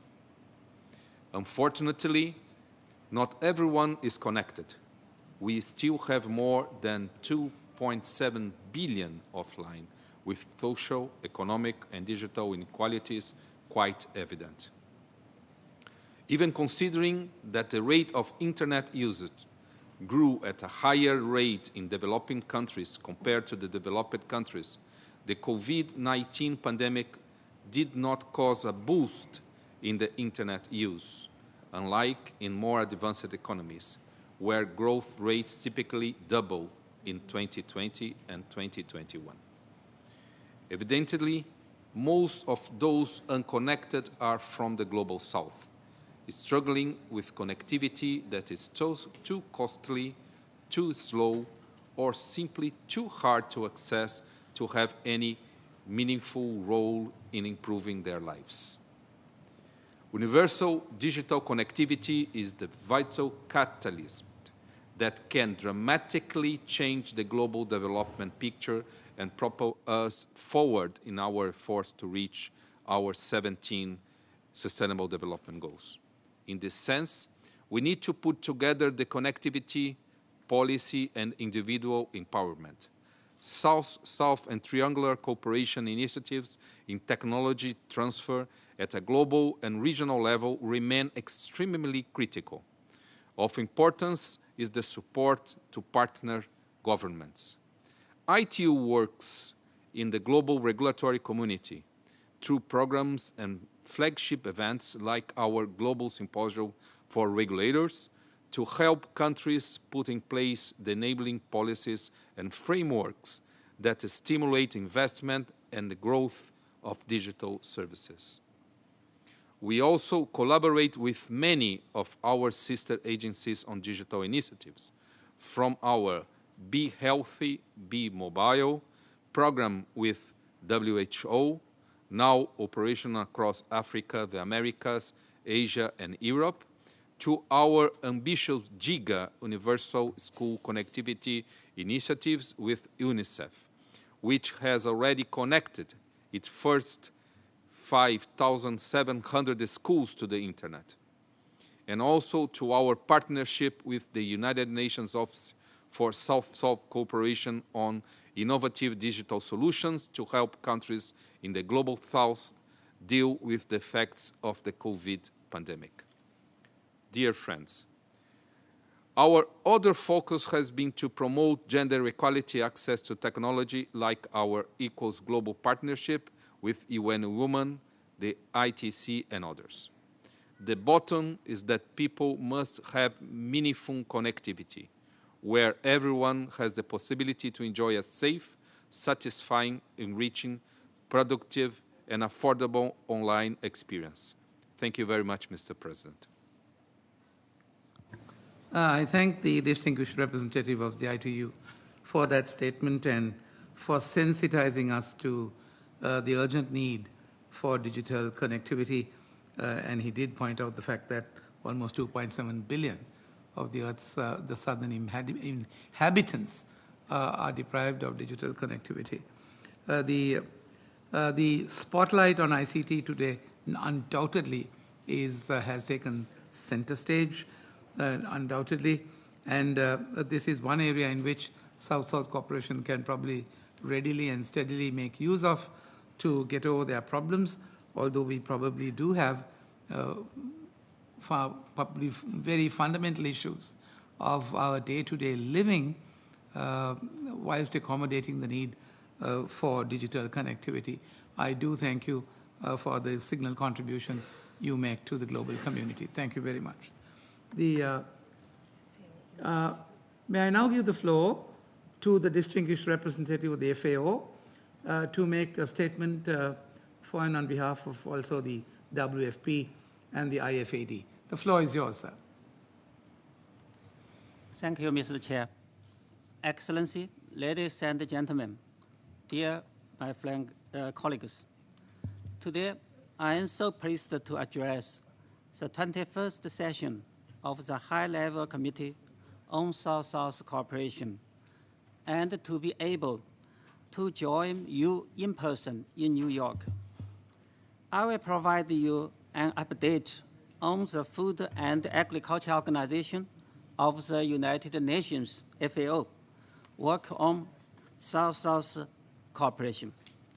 But I am also here on behalf of the other two room-based agency, RBS, the International Fund for Agriculture Development, and the World Food Program, to provide you with updates on our joint collaboration on South-South and Triangular Cooperation. South-South and Triangular Cooperation is a driving force in global agriculture development and food system transformation, for which there is an increasing demand. We are witnessing in real time worsening food insecurity across the world, particularly vulnerable countries. According to the 2023 Global Report on Food Crisis, it is estimated that over a quarter of 1 billion people were acutely food insecure and required urgent food assistance in 58 food crisis countries and territories in the year of 2023. This is the highest number record in the past 7 years. We are running out of time to reverse these negative trends to ensure the achievement to the Sustainable Development Goal by 2030. There is no doubt that we urgently need to mobilize all financial and technical resources to support the Global South. Field-oriented and effective collaboration on South-South and Triangular Cooperation is critical to support our member countries reverse negative trends and build forward better and stronger. The Rome-based agency of the United Nations for Food and Agriculture have been stepping up engagement. FAO is leading global efforts to build a more sustainable agri-food system. WFP is expanding its engagement in South-South and Triangular Cooperation with several new initiatives. The IFAD is adopting a new South-South and Triangular Cooperation strategy. Strong collaboration among UN agencies on strategic initiative is important to support countries in endeavor to achieve sustainable agri-food system transformation and global poverty reduction. Through the 2018 Joint Roadmap on South-South and Triangular Cooperation, currently being updated to align to the UN system-wide strategy for South-South and Triangular Cooperation. The Rome-based agency on food and agriculture have facilitated support to the governments to enhance their agri-food system. We are helping to establish nutritious local food value chain and improve ways in which smallholders, farmers, and their cooperative and associates may access national and our local markets. Furthermore, through the RBA's joint initiative on home-growing school feeding, we are connecting target countries with key southern partners to support the adopting of good practice and innovation that can improve the national home-growing school feeding program. This initiative will leverage the vast array of the experience successful from the Global South to improve nutrition and education of school children across the world. Home-growing school feeding is a global game changer. While many countries have achieved significant progress in implementing these type of programs, others still facing challenges in effectively adopting the needed practice and innovation that can dramatically reduce food insecurity among children. To transform ideas to the action and continue implementing them on the ground, we need support from all our partners. The RBS look forward to scaling up impactful South-South and Triangular Cooperation program. Thank you for your kind attention. May I thank the distinguished representative of the FAO for making that statement. Excellencies, I think the FAO did make the point that more than 1 billion people are without food. What the FAO does for us on the ground, perhaps I probably cannot explain it in words to thank them for the great, the mammoth, gigantic kind of effort they make to make lives a little better. To talk more of the FAO than what the distinguished representative said was probably like an attempt to gild the lily. I don't endeavor to do that. I can only thank the FAO for what they're doing on the ground. And we have seen it right across the globe. And we hope that the FAO can continue to complement the South-South Cooperation Initiative in a large measure, even in the years to come. Thank you very much. May I now give the floor to the distinguished representative of UNIDO. The floor is yours. Thank you, Mr. President. Distinguished Excellencies, ladies and gentlemen. It is my honor to represent UNIDO at this 21st session of the High-Level Committee on South-South Cooperation. UNIDO has a long-standing history of supporting and promoting South-South and triangular industrial cooperation among our member states, especially over the last decade.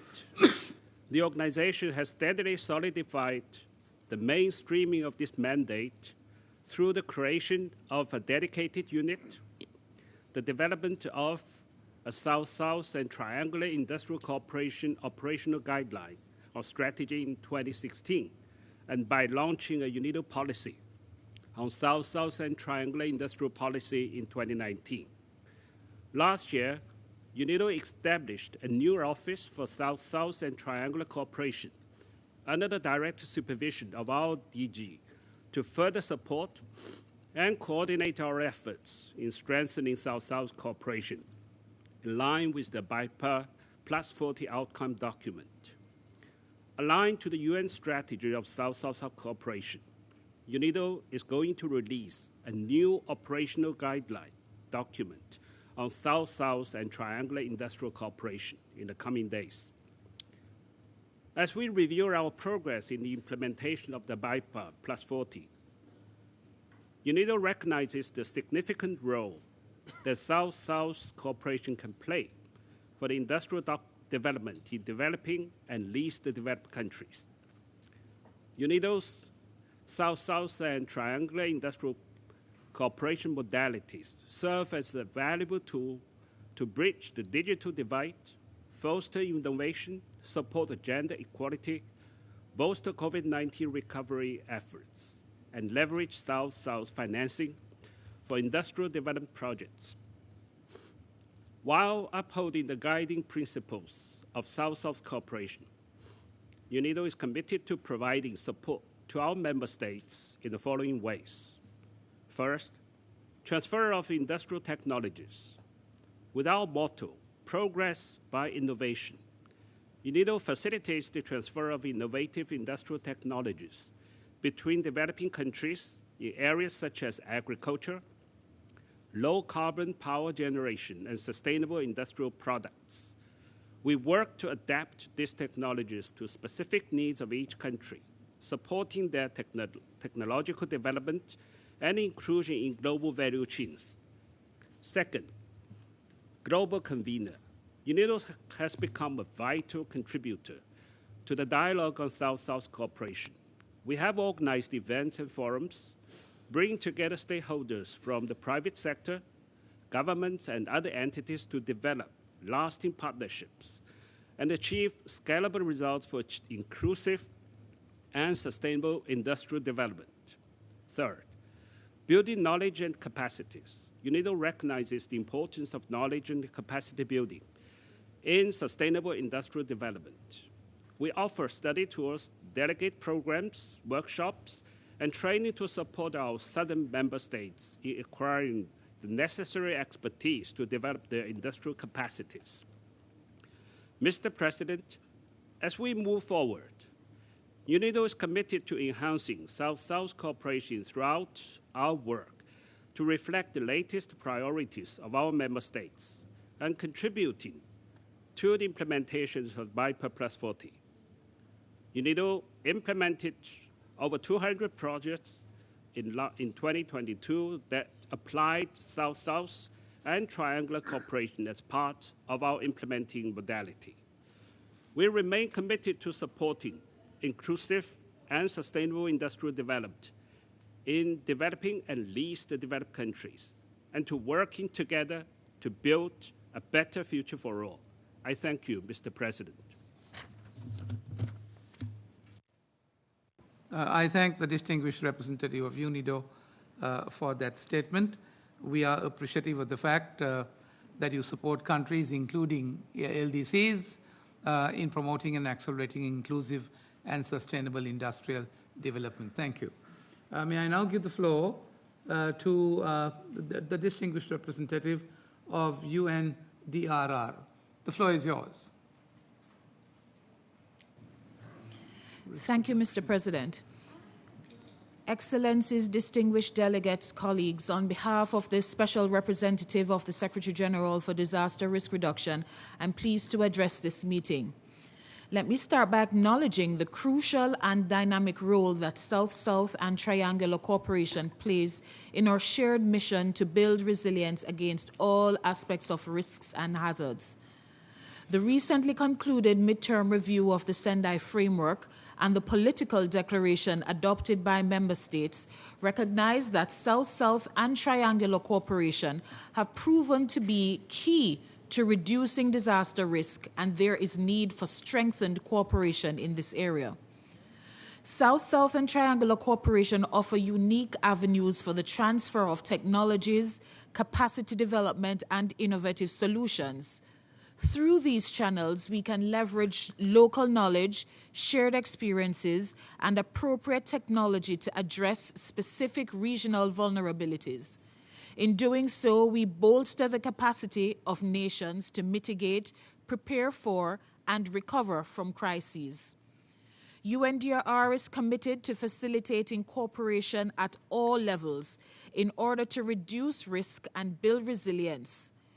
We live in an era of unprecedented data generation and availability. Utilizing this data can significantly enhance our understanding of disaster risks and climate impacts. Particularly of note, if we are to achieve the Early Warnings for All initiative, enhanced data sharing between and among countries will be critical. UNDRR also recognizes the transboundary nature of many risks and hazards we confront today. The cascading nature of risk from sector to sector, city to city, and country to country demand cooperation and mutual support between countries to build resilience.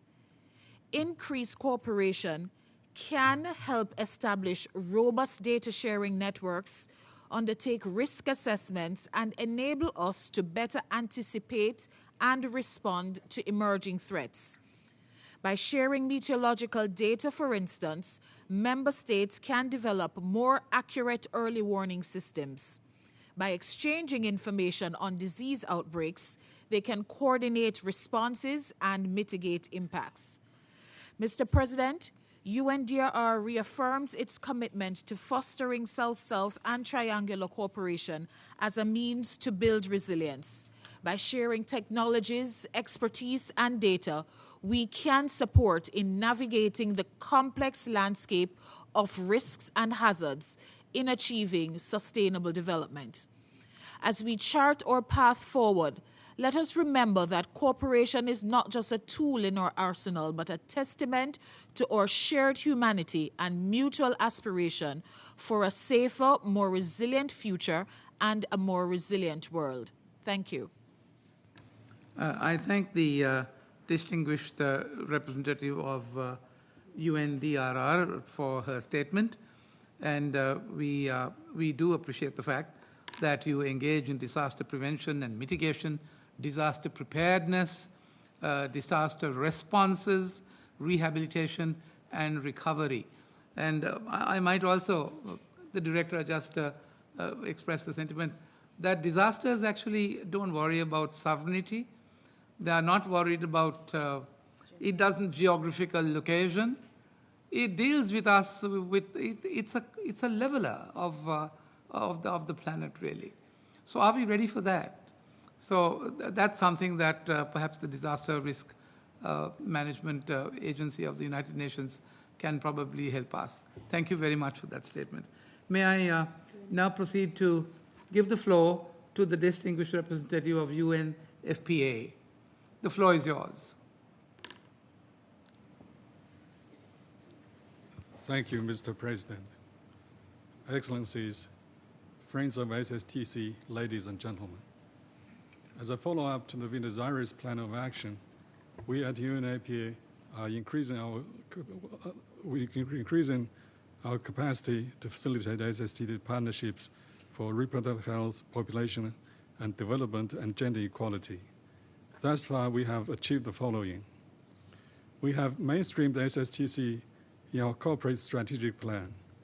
UNFPA's inclusion of SSTC in the country programs, the investment made and the results achieved are planned, monitored, and reported.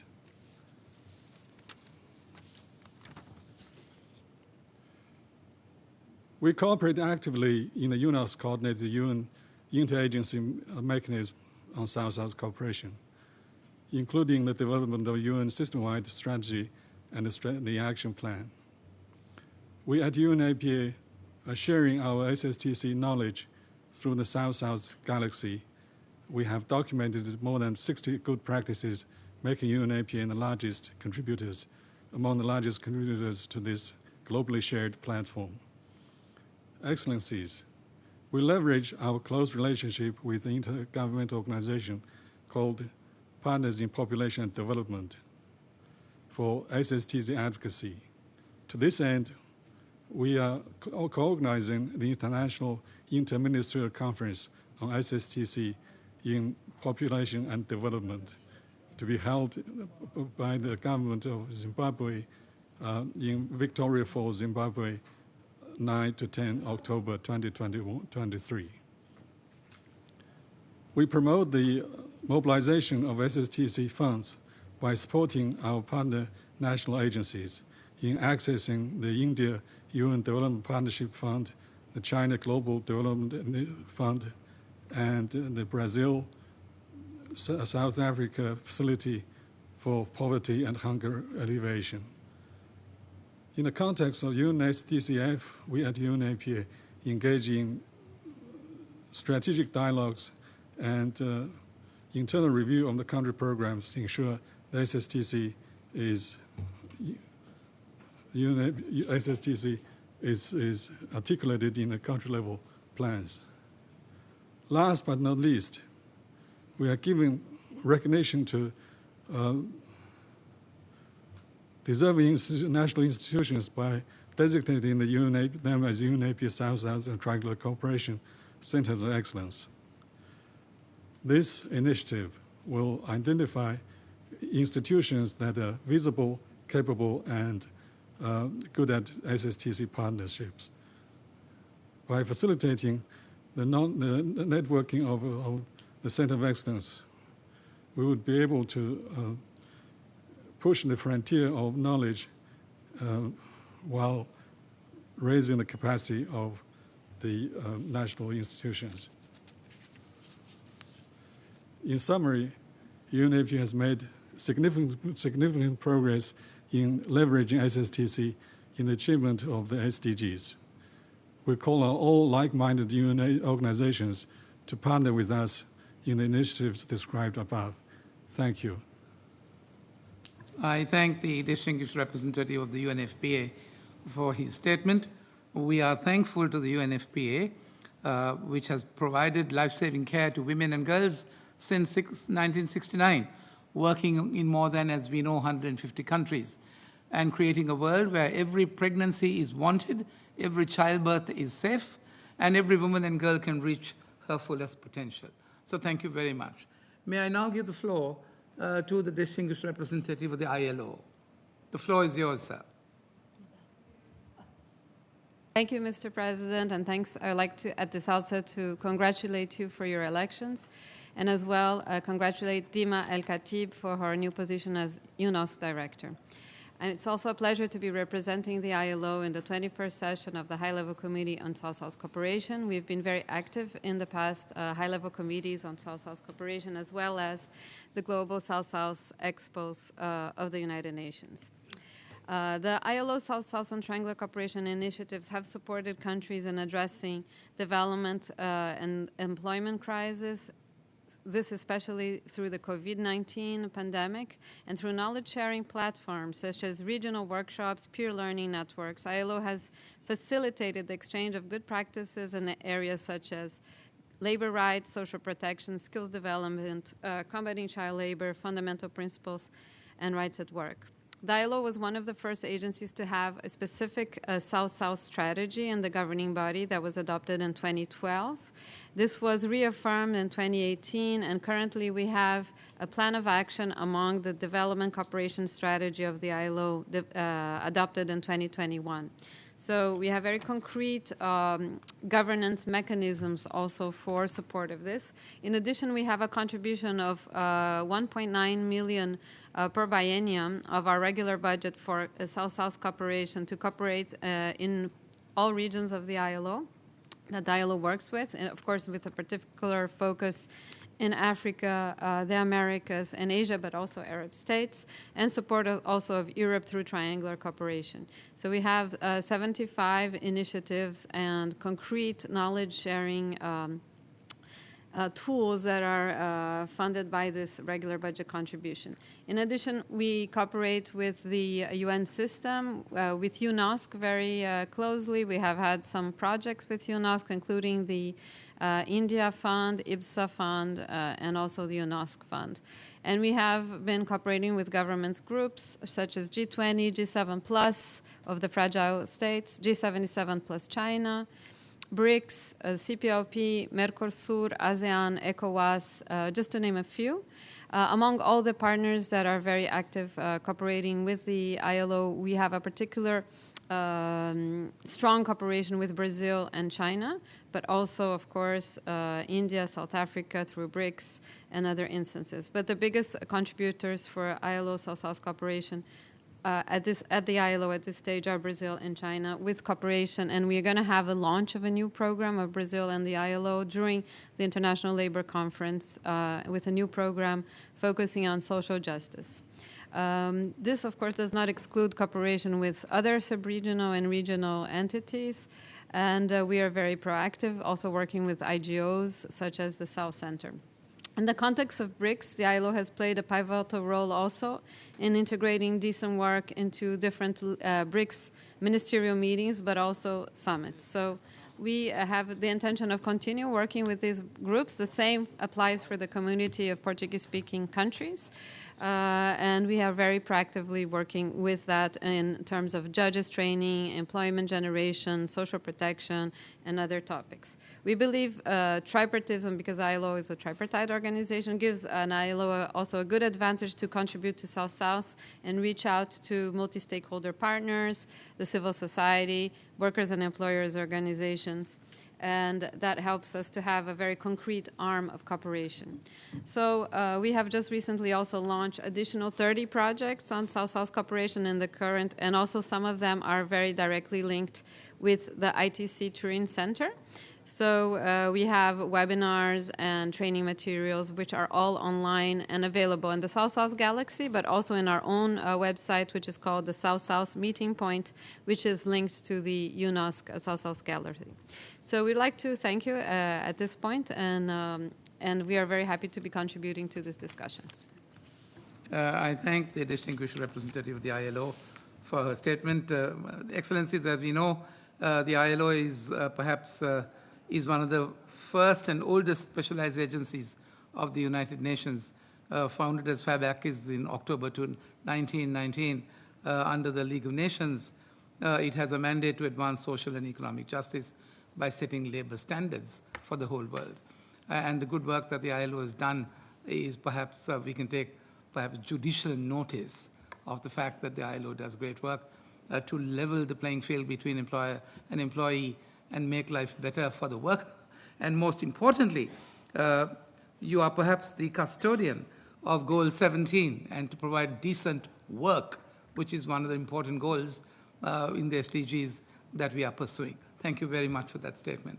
May I now give the floor to the distinguished representative of the WTO. The floor is yours, sir. Thank you, President, for giving me the floor. Distinguished Excellencies, delegates, good morning all. My name is Qin Ye. As the representative from the World Trade Organization, I'm honored to join the general debate today at the 21st session of the High-Level Committee on South-South Cooperation.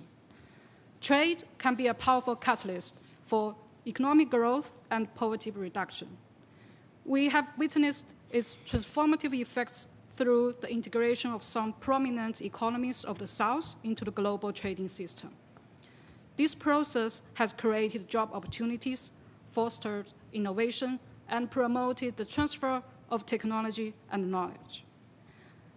It has also driven new trade opportunities for trade partners in developing countries and LDCs, as these economies have grown and diversified.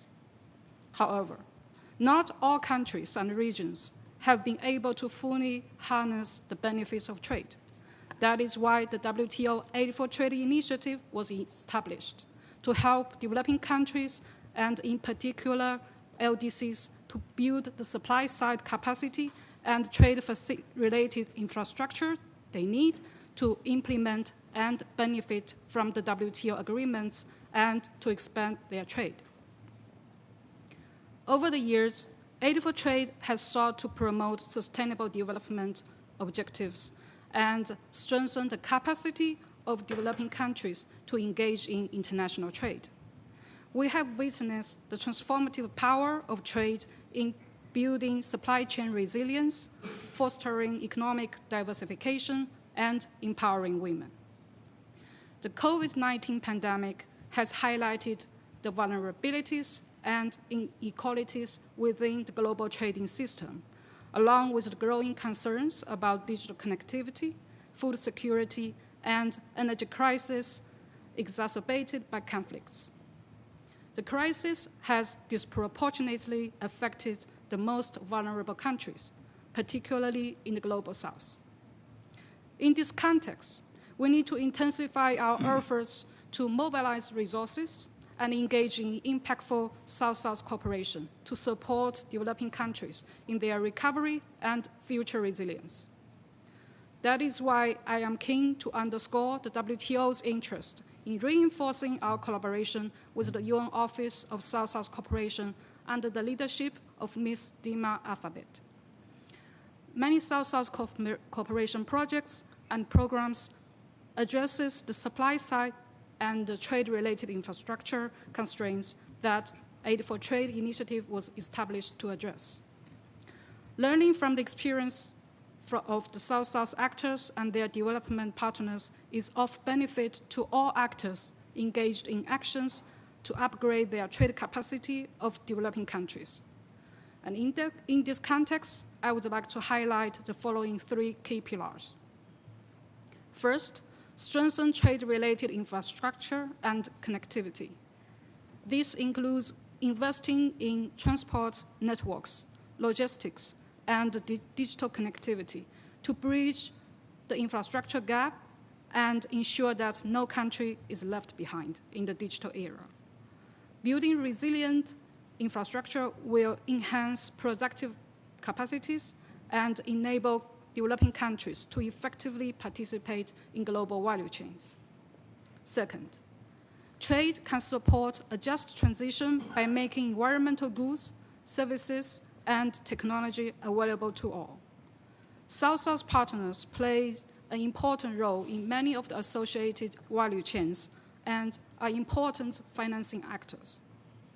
Inclusive and sustainable trade is an area where there is tremendous scope to learn as South-South cooperation responds to the climate emergencies. Lastly, supply chain resilience to effectively respond to potential food crises. Agriculture holds immense importance as key economic sector for both developing countries and LDCs. By harnessing the potential of the South-South cooperation in line with the Aid for Trade initiative, we can promote economic diversification, meet food security needs, and drive sustainable development in a harmonious manner. Thank you. I thank the distinguished representative of the WTO for her statement, and I suppose the takeaway there was that we need to strengthen trade-related infrastructure, build resilience, technology to establish the technology being made available to all, inclusive and sustainable trade, and in the context of South-South cooperation. I'm fairly sure the WTO, I'm appreciative of the fact that you do recognize the fact of the inequities of the trade between developed and developing nations, and that is something that needs to be addressed seriously. Thank you very much. May I now proceed to give the floor to the United Nations Department of Political and Peace-Building Affairs. The floor is yours, sir. Thank you, Mr. President. On behalf of Assistant Secretary General for Peacebuilding Support, Elizabeth Spearhar, I would like to thank the UN Office for South-South Cooperation for the reports under consideration today. The UN Department of Political and Peacebuilding Affairs, through the Peacebuilding Support Office, supports the strengthening of South-South and triangular cooperation for prevention and peacebuilding responses, including by drawing on the capacities and roles of the UN peacebuilding architecture. I would make 3 brief points on this ongoing work. First, we see a growing momentum towards South-South and triangular cooperation for peacebuilding and prevention. Today's progress report indeed notes how South-South and triangular cooperation is emerging as a galvanizing force in peacebuilding. The General Assembly resolution on financing for peacebuilding, which was adopted in September last year, further encouraged member states to foster South-South and triangular cooperation for peacebuilding, highlighting both the Peacebuilding Commission and the Peacebuilding Fund as very significant in this regard. The Peacebuilding Commission, which our office supports, plays a pivotal role in facilitating the exchange of good practices on peacebuilding in conflict-affected countries. Just last month, the Peacebuilding Commission provided Colombia, the Gambia and Timor-Leste a platform to share their unique experiences in transitional justice with members of the Commission and other conflict-affected countries that are considered by the Commission. The Secretary-General's Peacebuilding Fund, which our office manages, also supports projects to share knowledge and experiences within and across regions. For example, a recent initiative financed by the fund in the Pacific helped to strengthen knowledge exchange between Kiribati, the Marshall Islands and Tuvalu in addressing the security threats linked to climate change. Second point, we continue to ensure that inclusivity of our peacebuilding work is really reflected in efforts to advance South-South and triangular cooperation. Civil society organizations have been playing important roles in promoting South-South and triangular cooperation for peacebuilding, including through promoting exchanges of knowledge, skills and analysis amongst each other. With this in mind, we hope to launch an annual dialogue on peacebuilding with civil society organizations in the coming year. Third point, leveraging South-South and triangular cooperation for peacebuilding requires partnership and consistent collaboration across the humanitarian, development and peace sectors of our work. In support of the work on UN coherence by the UN Office for South-South Cooperation, we therefore aim to strengthen existing knowledge management, mainstreaming and practical support for South-South and triangular cooperation in prevention and peacebuilding contexts. To conclude, Member States hopefully respond to the call in our common agenda for investing more in prevention and peacebuilding. The space for sharing of lessons and best practices and the importance of peer-to-peer support with this will increase. It will open new opportunities for South-South and triangular cooperation for prevention and peacebuilding action. I thank you, Mr. President. I thank the distinguished representative of the Peacebuilding Affairs Department of the UN for that statement, and I'm encouraged to hear that you believe that the South-South cooperation was a galvanizing force for peace building, and that you do engage in transformative and restorative justice procedures, and that there's a need for the strengthening of existing knowledge management between ourselves. So thank you very much for that statement. May I now give the floor to the distinguished representative of the WFP. The floor is yours.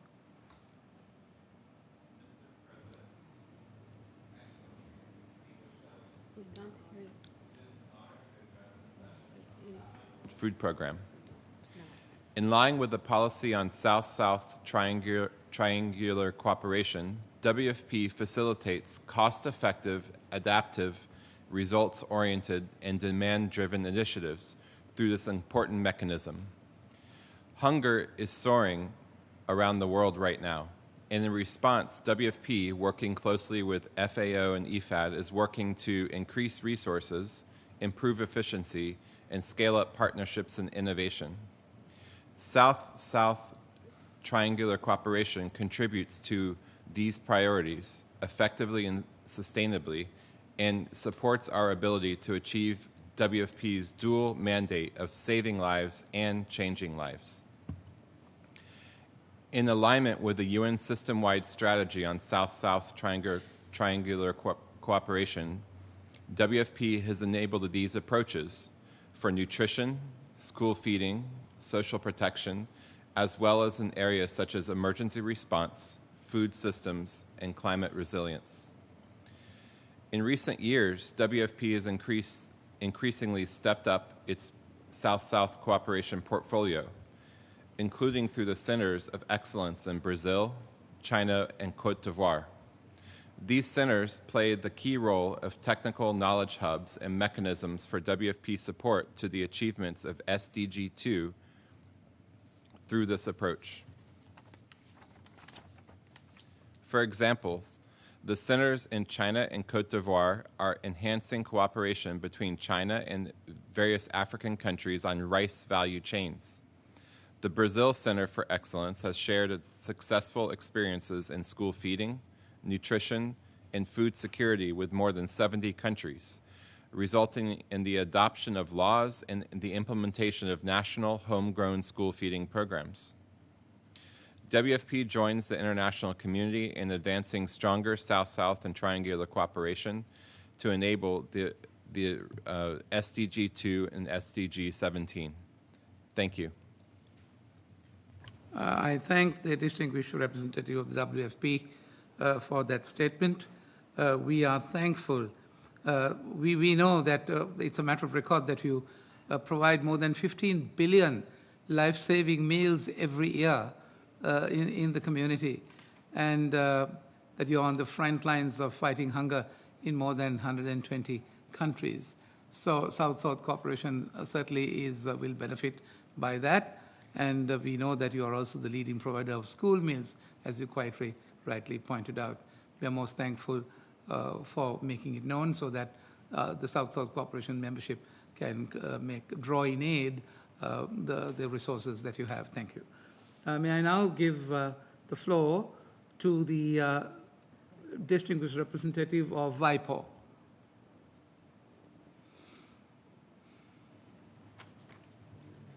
Good morning, Mr. President, Excellencies. I have the pleasure to make this intervention on behalf of the World Intellectual Property Organization, WIPO.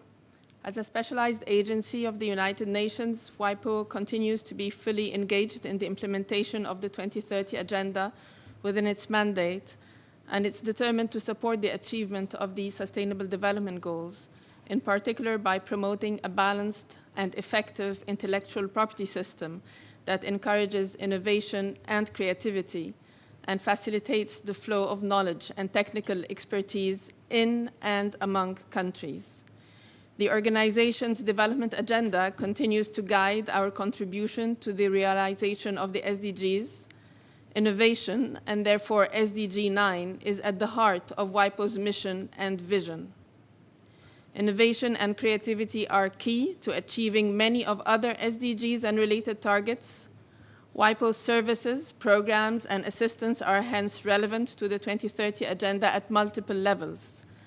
And South-South and triangular cooperation are key and important vehicles to deliver on our mandate, also in collaboration with UN entities, including the UN Office for South-South Cooperation and other partners in development.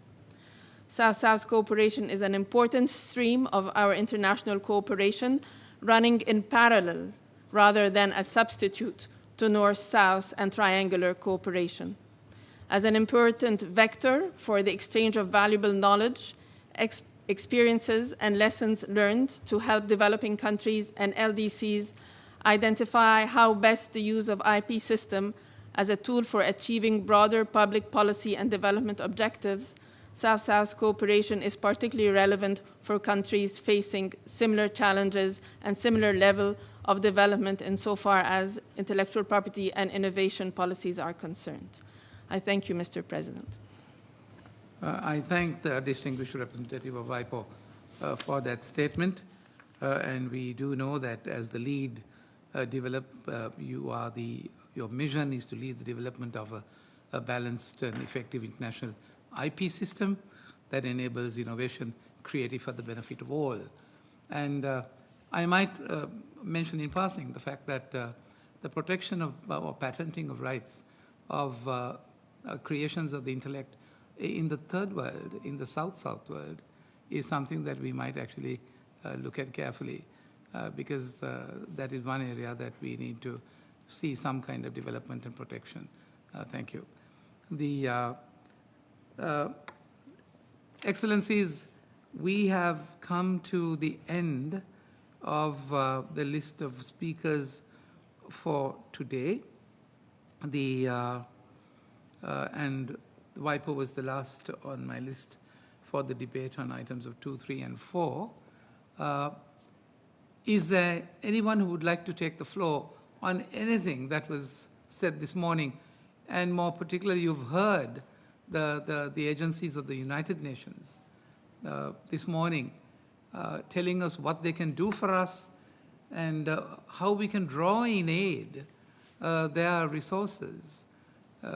Here we have a lot of food for thought, and we can probably let our imaginations run riot a bit in really looking at the new things that we can probably do with the matters that have been left before us to digest in the course of these deliberations. Is there anything any statement that anyone would wish to make? You'd be welcome. I recognize the Dominican Republic. The floor is yours, sir. Bien, muchísimas gracias. Thank you very much for this second opportunity. I just wanted to state that in the framework of this global crisis, we are compelled to think about cooperation in innovative ways. And in that regard, I'd like to place on the table an idea, and I know it's not the first time that it comes up, and that is the possibility of having debt swap with South-South cooperation. South-South cooperation should be thought of outside the box in innovative ways. And I think that debt is a space which did not entail new resources, but rather using local resources converted to South-South cooperation, and especially thinking about adaptation to climate change. Thank you. I think that's a great idea. As you said, this has been canvassed before. But having said that, we have not had too much of an appetite for that, unfortunately.